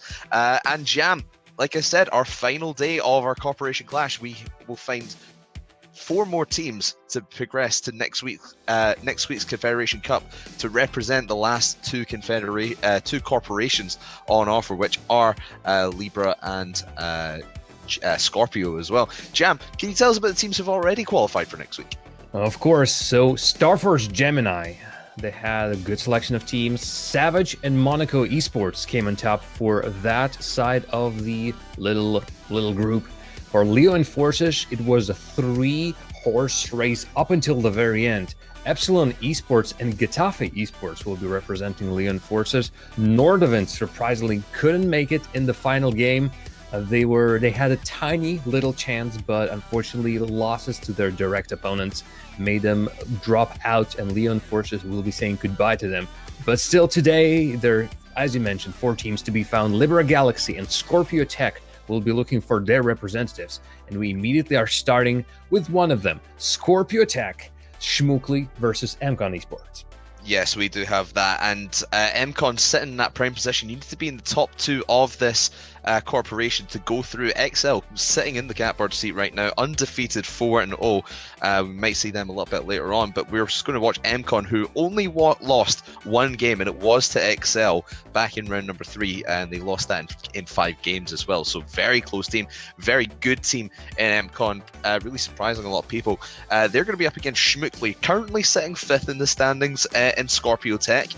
but they still have a shot to make it. They need to win all their games today and hope a few tiebreakers go their way as well. But it starts here by taking down MCon. Yeah, this will be a great start. It won't be easy for them. MCon just last Sunday won Kaiser League Finals online, 4-0 clean sweep throughout the whole tournament, so they are on fire. I'm hoping they have been keeping that fire going, otherwise they'll be going to this one slightly frozen perhaps. Yes, they lost to their direct opponents, Team XL, but it's nothing to be feared of. Shmukli though, obviously you might remember them as one of the biggest surprises of the Rocket Baguette's Grand Prix when they have qualified into the final 8, knocking out one of the RLRS teams. If I'm not mistaken, that was the 3 Cars, which was the Clappers or the Bricks, one of them, 2/3 of one of those teams. Yeah, very, very good teams as well.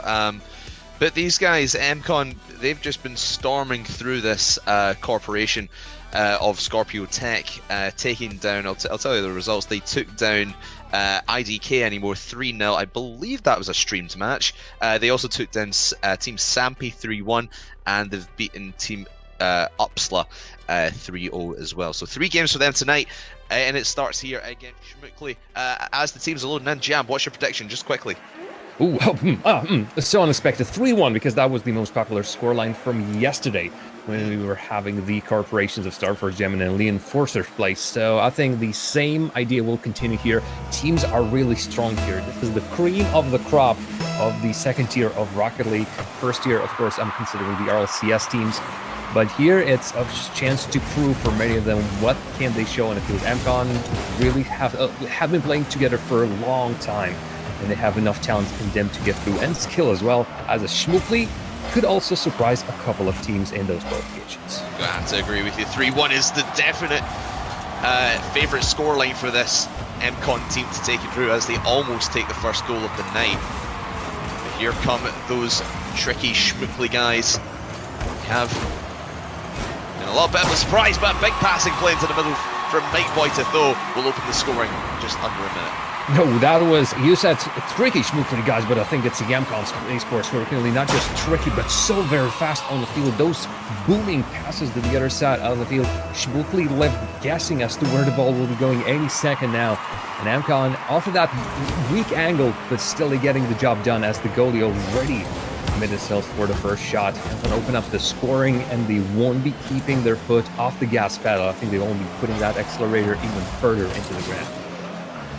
See here, Mike Boy was trying to set up his team, but won't really want to commit too much right now, as there comes Mads coming out of nowhere. I think MCon were trying to get it out of their own half as Justice takes a touch, but just gets completely ripped apart by Focus, putting him way off his game, and Mads with the interception to tie that one up. And what did we say? You've got to look at it because they can surprise you. Even some fireworks from Mads as that demolition coming on Justice. His initial clear got lost just a little bit. He lost control of the car, and as he was trying to move it straight down in the middle of the field, it was either a pinch down the side of the net or a pass which Mads read perfectly. Shmukli playing toe-to-toe with MCon esports and do not want to let the Dutch team go any further than this. Those shots for OP, passive shots, they're threatening either way from MCon. They're still continuing on the right line. Yeah, that did let one away just at the time, but ever since then it's been pressure, and possession has stayed with MCon as Mike Boy goes for the flick up onto the backboard. Th shows up there, can't get the touch, and it's going to leave Mads wide open for the counter-attacking play, but there goes Justice way back. Brilliant rotations from the MCon guys will allow a big punt downfield. Mike Boy fires on the open net, and they get the counter-attacking play instead. Oh, you can see that Shmukli didn't commit hard enough on the ball in the MCon esports side, and then really too far to get any defensive plays going. Mike Boy recognizes the situation, booms it straight down from the other side of the field, and the precision is just enough. Also with a little bit of flair. Here he is again, really putting it into the net. Will there be a follow-up? MCon esports are themselves perhaps playing a little bit too deep, not committing all 3 players. So far the scoreline is working in their favor, and the pressure that they're putting with every single attack is almost always still enough, with Shmukli on a little bit of a back foot, making slightly nervous. I know it's early, but you can try question the decision making on this side, but not this time for Mads, as he gets the second goal, not just for his team, but for himself as well. Oh man, it's just unfortunate. Justice get caught on the same flank with the same ball, the same subpar touch. This hasn't been his day so far. He is at the bottom of the scoreboard for his team, and those 2 goals, one directly, one indirectly, will be on his conscience. Still, he can work out something for his team. He has been staying in the back as well. He's that third player that isn't coming up for MCon. Maybe Justice is just not feeling like attacking today, but his team needs him on both sides of the field. I think those couple of goals from Mads has settled the nerves of the Schmuckli team, but this time it just floats in the goal line, needs all 3 players to come out and clear that one away, but it's into the path of no, in for Justice, and Focus gets the touch away. Great defensive play, but they shouldn't have been in that position. And a great touchdown from no! Mike Boy to throw back to Mike Boy. What a touch, and what a pass, and what a goal for the MCon.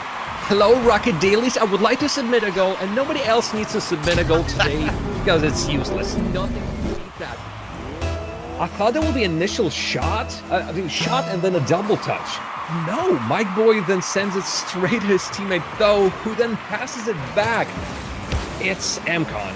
They are reading each other so well. It's a team with so much promise.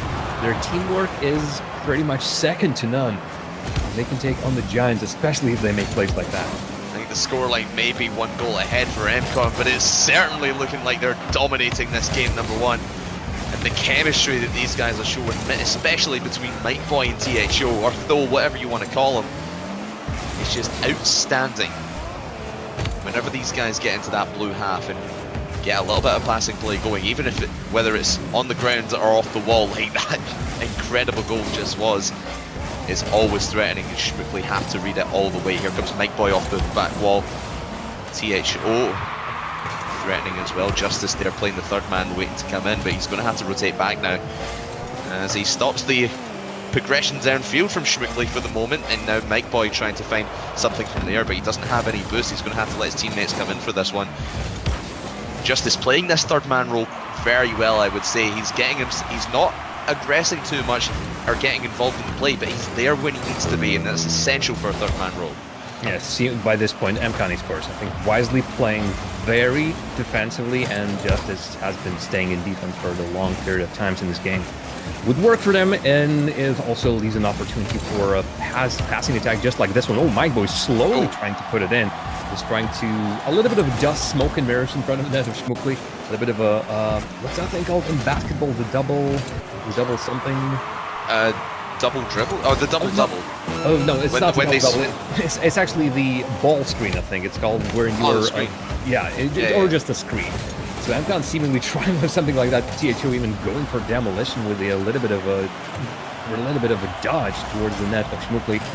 Right now, they really need to be thinking about their defense as well. MCon brought the ball to one side of the field, brought it to the other as last 10 seconds count.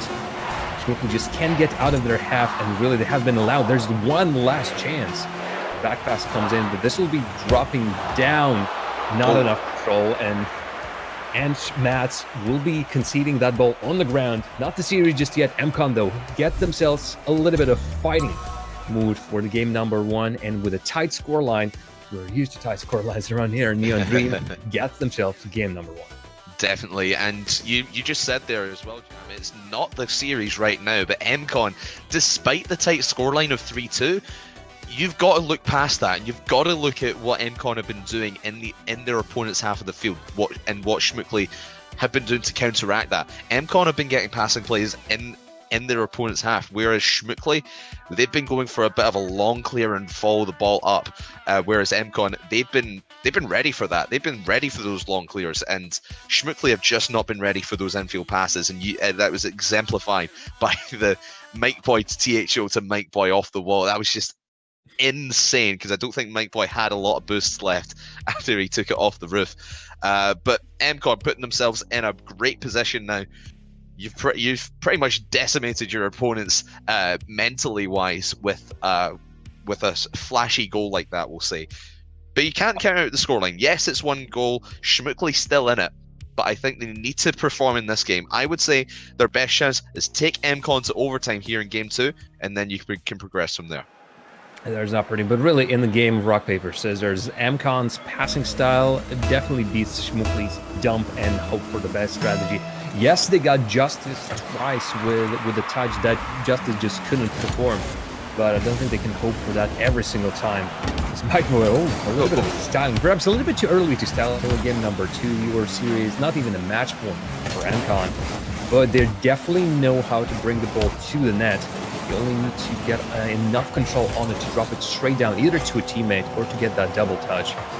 The rest will follow for MCon as they're setting up for yet another long attempt at the siege on the side of Schmuckli. Mike-Boy now taking possession in his own half, will actually leave it for Tho as it goes back towards the centre line. And good mid-line defense right now from the Schmuckli boys as Zarius gets a long clear, and it's now MCon the ones playing a bit of defense compared to in game number 1, where I think they had about 7 or 8 shots onto the MCon, onto the Schmuckli net. And Schmuckli doing well holding possession here and winning these 50-50 challenges. And here comes Focus with a big demo onto THO. Clears the Zarius, and it's 1-0 just like that. You could possibly say that Focus had the only one focus on that one. The mob found themselves in front of the ball, and in front of the net as MCon were back into the net. Only one goal, that is to demolish the defender. And that's exactly what he did. Schmuckli getting control of that center field, though there's an attempt at, straight from the kickoff at the net of Schmuckli. But Schmuckli, after getting the control of the midfield, caught MCon with their pants down just a little bit. That quick attack with the Schmuckli being in position to start it. This brought them the first goal and a proper lead in this game. The MCon Esports will be the ones going at this from behind. Though that wasn't Mike-Boy, but Mike-Boy is finding the nets together with just so much ease. It's his second nature by this point. Well, Schmuckli caught the MCon defense with their pants down. They just pantsed. Jesus, everyone's pantsing everyone. Why? Get your trousers back up, people. Come on, this is a family show. Come on. It's just the defense for Schmuckli not apparent, and it's going to be wide open once again for Mike-Boy. Can't give up possession like that as Mads. He had Zarius to his right, but decides to go for net way too far back, and Mike-Boy, Tho able to get it across to Mike-Boy.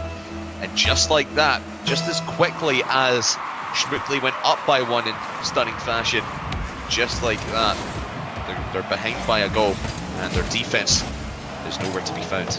Oh yeah, that was a Focus's mistake as well. He decided to go to the wall. Oh no. Oh no. Okay, this is even worse than what Focus just did. It's Schmuckli not being able to react to shots. This is a hard one, but I'm trying to figure out. Boost, yes, on both of the players to the net. They had the boost, but they couldn't read the trajectory of the ball properly, perhaps thinking maybe they'll go past. It won't.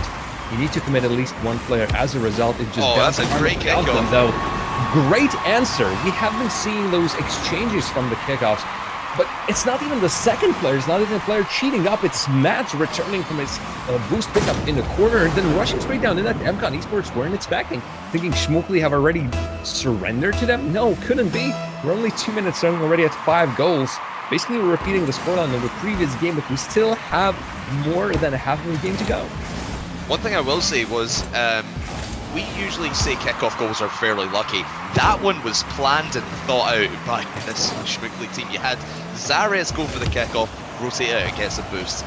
And then it was pretty much in MCon's possession, and then you had Focus bashing the guy out the way and lets Mads come in and dribble it through to the net.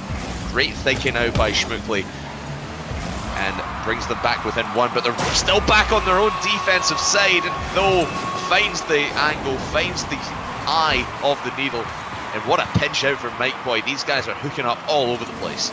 Oh, and there's a little bit of misguess in the net. MCon still the kings of the air. Nobody can stop them there. Schmuckli are really unconfident going up to challenge any of the passes that MCon are doing.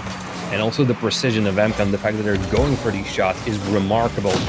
The skill ceiling is high, and Schmuckli really needs to reach for that one. Maybe they will need a ladder. And only the ladder seemingly will save them, help them in any way, or maybe a little bit of a kick down there. Who knows? Right now the kicking is happening by Justice as we send Mats flying. As though slightly open. Oh, this has been the game of the open. And right now, Schmuckli find a door that make that door into a big hallway, and they send themselves down there with focus, finding himself a little bit of a series of lucky bounces. But he Indeed he did. It was that interception in the midfield that allowed him to go through, as the rest of MCon were pretty much expecting to win that challenge and were downfield waiting for the pass. But this Schmuckli team, we've counted them out so many times to where when MCon have just dominated, but they are riding with them every step of the way, only within one goal now, and still plenty of time left in the clock here in game number 2, with a minute 45 left. But again, every time the MCon pressure to the blue side of the net, the defense sometimes breaks down. That was a little bit of a breakdown, but they just get away with one there, as no one was coming in to attack there. But that's a good interception from Mike Boy. Mads is going to be there to clear long, and here comes Zares, but just blocked out by Justice flying in. And we talked about Schmuckli holding the mid line. It is actually MCon holding the mid line late in this game, and they finally get a goal out of it after 30 seconds of pressure. The control has swapped sides. MCon Esports were in the control of majority of the field, as they have been lobbing the passes over and over. And you mentioned Schmuckli getting away with it. You never really want to get away with it, meaning that something has gone wrong and you got slightly lucky. Here, though, it's you don't get lucky. You need to put some players up there, and I think by that rotation, this is just the exchange of goals. They are showing off, both of these teams, Schmuckli especially. Well, you think you scored on us? You think you got that 2-goal advantage? No, possibly no. Zares comes in with a dribble. 2 players left in the dust, smoking. Schmuckli still brings us back with one. It is so back and forth between these teams. And the great thing about that Zares goal, he only had one boost on him as well, and baiting out that defense like he did with that dribble. And it could be a tie game, as now Schmuckli going back to their form as we saw at the start of game number 2. Holding that midline is so important, and now they have the possession and are starting to get shots onto the MCon net. So important, as in the middle of this game, MCon were just completely flipping the script. But there's a big miss from Justin that allows Zares to come through and get his hat trick, and just like that, we have a tie game at 5. And all of a sudden, the script has changed. It's Justice on the wall again. Man, I really feel for him. The fact that so many goals have him somewhere in the defense making a miss, but really, it's really the whole of MCon Esports defense that continuously gets open like that by Schmuckli. All of a sudden, players are just not there. And while MCon are trying their darndest to score as many goals as they can on the other side of the field, Schmuckli are just working back and shooting with their own attempts. 1, 2, 3 from MCon. Will there be a double tap? There will be a double tap, because the whole team needs to participate in a goal like that. And the throw to Mike Boy hookup works once again. But what a read from Mike Boy off the back wall and getting the touchdown. 22 seconds left here in game number 2 to put them onto match point. They need to hold for the final 20-odd seconds, and they might get a 7th here in game number 2. But Schmuckli are aggressing hard. Wide open opportunity, but no, just getting the touch at the last second. Now Focus holding that ball in the orange half. Big clear from Justice, but might put this out of contention, and Mike Boy confirms it as it goes to the back wall. Zares almost making an own goal. Ball still up, as though looking to touch that one down. Mike Boy observing row 1, keeping this ball alive. Now Justice will fire into net. Focus keeps it in play for the moment, but Mike Boy will get the touchdown, going for 7, but it touches on the goal line, and MCon are 1 game away from going into a solid position to go through to next week's Confederation Cup. With the exception of, I think, the 7-1 that we've seen in the match between Savage, this has been the biggest scoreline on stream, definitely when I was around. So MCon and Schmuckli just decided to break a couple of records. Mike Boy almost breaking 1,000 on his score, because he was just all over the field, and he deserves that MVP. The shots that he has been pulling off, magnificent. But so much credit goes to THO, because he was setting Mike Boy up with him. 4 assists in 1 game, tremendous. Means that he was working. He participated in every single goal on the field from MCon. And Schmuckli still went almost toe-to-toe with their opponents. This might end with a 3-0 sweep, but the scoreline of each game tells a completely different story. Yeah, and you mentioned about Tho participating in every goal. Every goal in that from the MCon side was assisted. Thor got 4, Mike Boy got 2. Justice got his own goal as well, not able to help out with that. But it just shows you the chemistry that MCon are working with. The 5 goals that Schmuckli got, only 2 of them were assisted, so there's a lot of solo plays. But that also comes down to MCon when it comes down to the crunch in their own half of the field. They're just missing key touches, and there was a couple in their own corner where I think it was Justice was going to clear it downfield, but he just misses, and then the Schmuckli player comes in, maybe passes to someone or shoots straight onto net when MCon aren't expecting it. So I think they need to be a little bit more mechanically sound when they get to their defensive half. But you could say the same for Schmuckli as well. And one thing I will talk about Schmuckli as well, they are with MCon every step of the way. One goal game in game number 1, 3-2. 1 goal game in game number 2, 6-5. They need to get ahead early. That's what they did in game number 2. Scored the first goal within, was it, less than a minute. But then they just let MCon run away for a bit. They did creep back towards the end, but by then I think it was too late. They need to get ahead by, I would say, 2 goals comfortably before they can quote-unquote relax, because MCon are just going to batter them with shots and batter them with team plays. And you've just got to think that Schmuckli can't deal with that on a long-term basis. But Mads looking for an opportunity off the kickoff with less than 20 seconds into this. Not able to get it in the counter-attacking play. Will come from Mike Boy. Can't get it through. And 30 seconds in, both teams having an opportunity, and the defense stepping back up. The intentions has been made known from both of the sides as shots are being put from one side to the other. A little bit of the tricky ones as well, because trying to drop it on defensive MCon, but they're with all the players. Oh, THO chased, I think, the defenders of Schmuckli away. The game number 3 won't be no different than the previous 2. Both teams playing out of their minds. Schmuckli then needs to step up just a little bit, because MCon have battered Schmuckli all this time, but seemingly game number 3 will either make it or break it for Schmuckli. They might either be the battered or the batterdee. No, that's actually those of them are the same thing.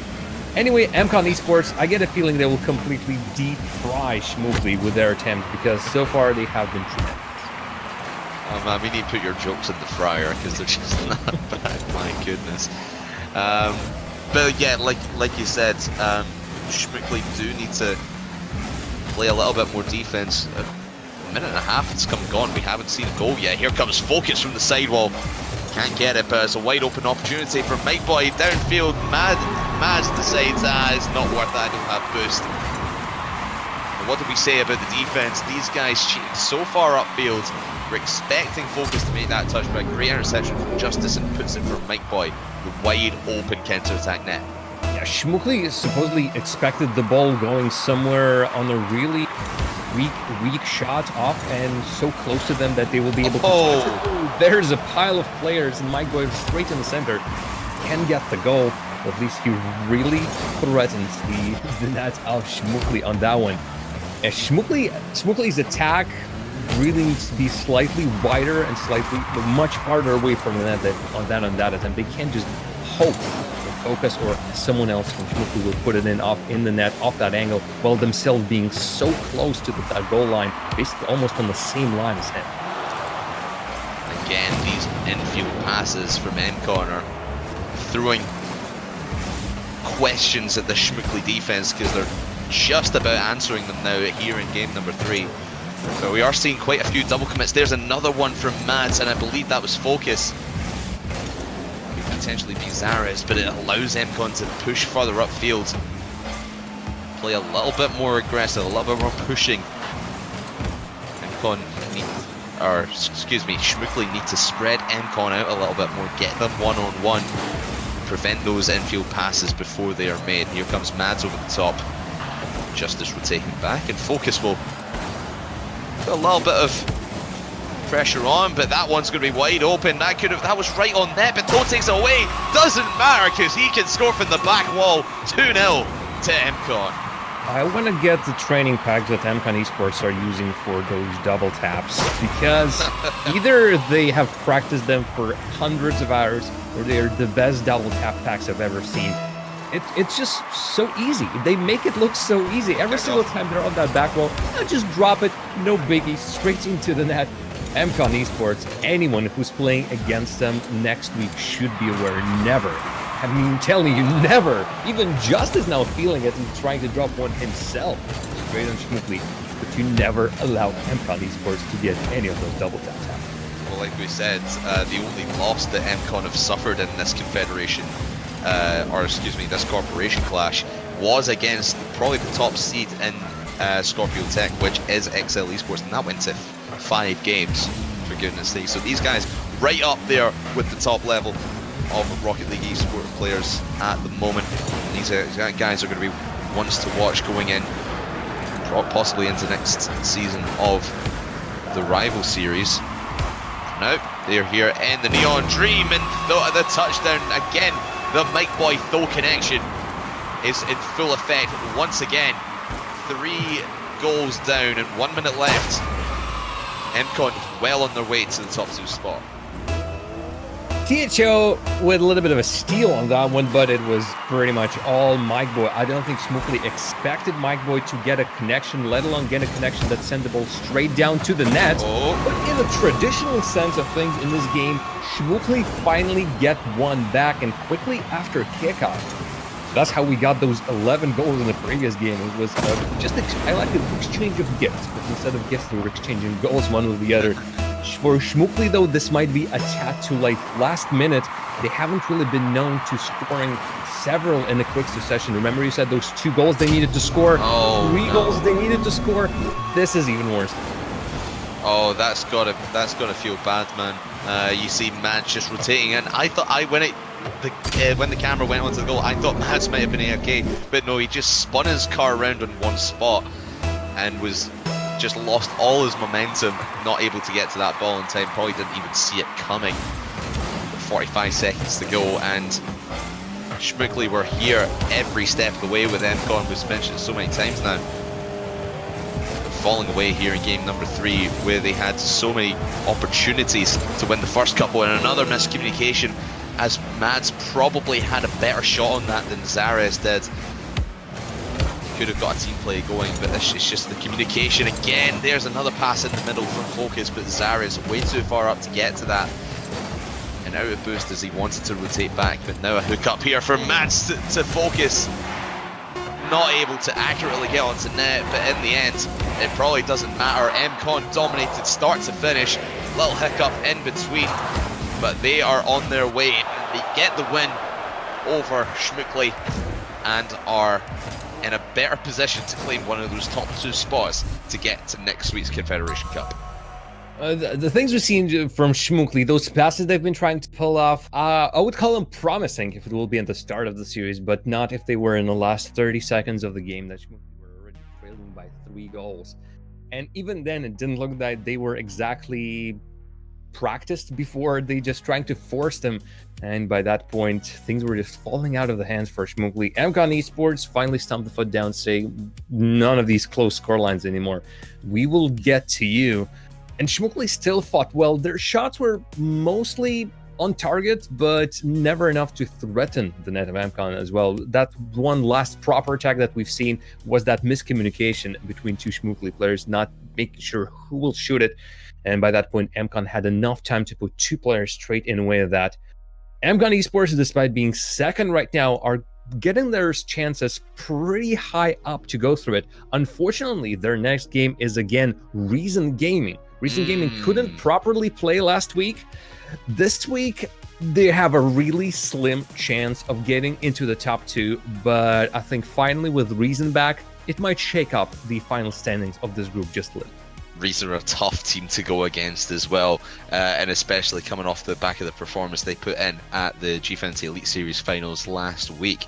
This Reason team is fired up and ready to go, but we're not going to see them. We are going to see another G-Fantasy Elite Series team, the winners of the G-Fantasy Elite Series Season 4. It is going to be Method versus Stratus for a spot in the Corporation Class, or the Confederation Cup on behalf of Libra Galaxy. Yes, I'm getting that right. Yeah, it is indeed. It's Libra Galaxy. But that's going to be coming up after this short break, so don't go anywhere. The Neon Dream will roll on after this.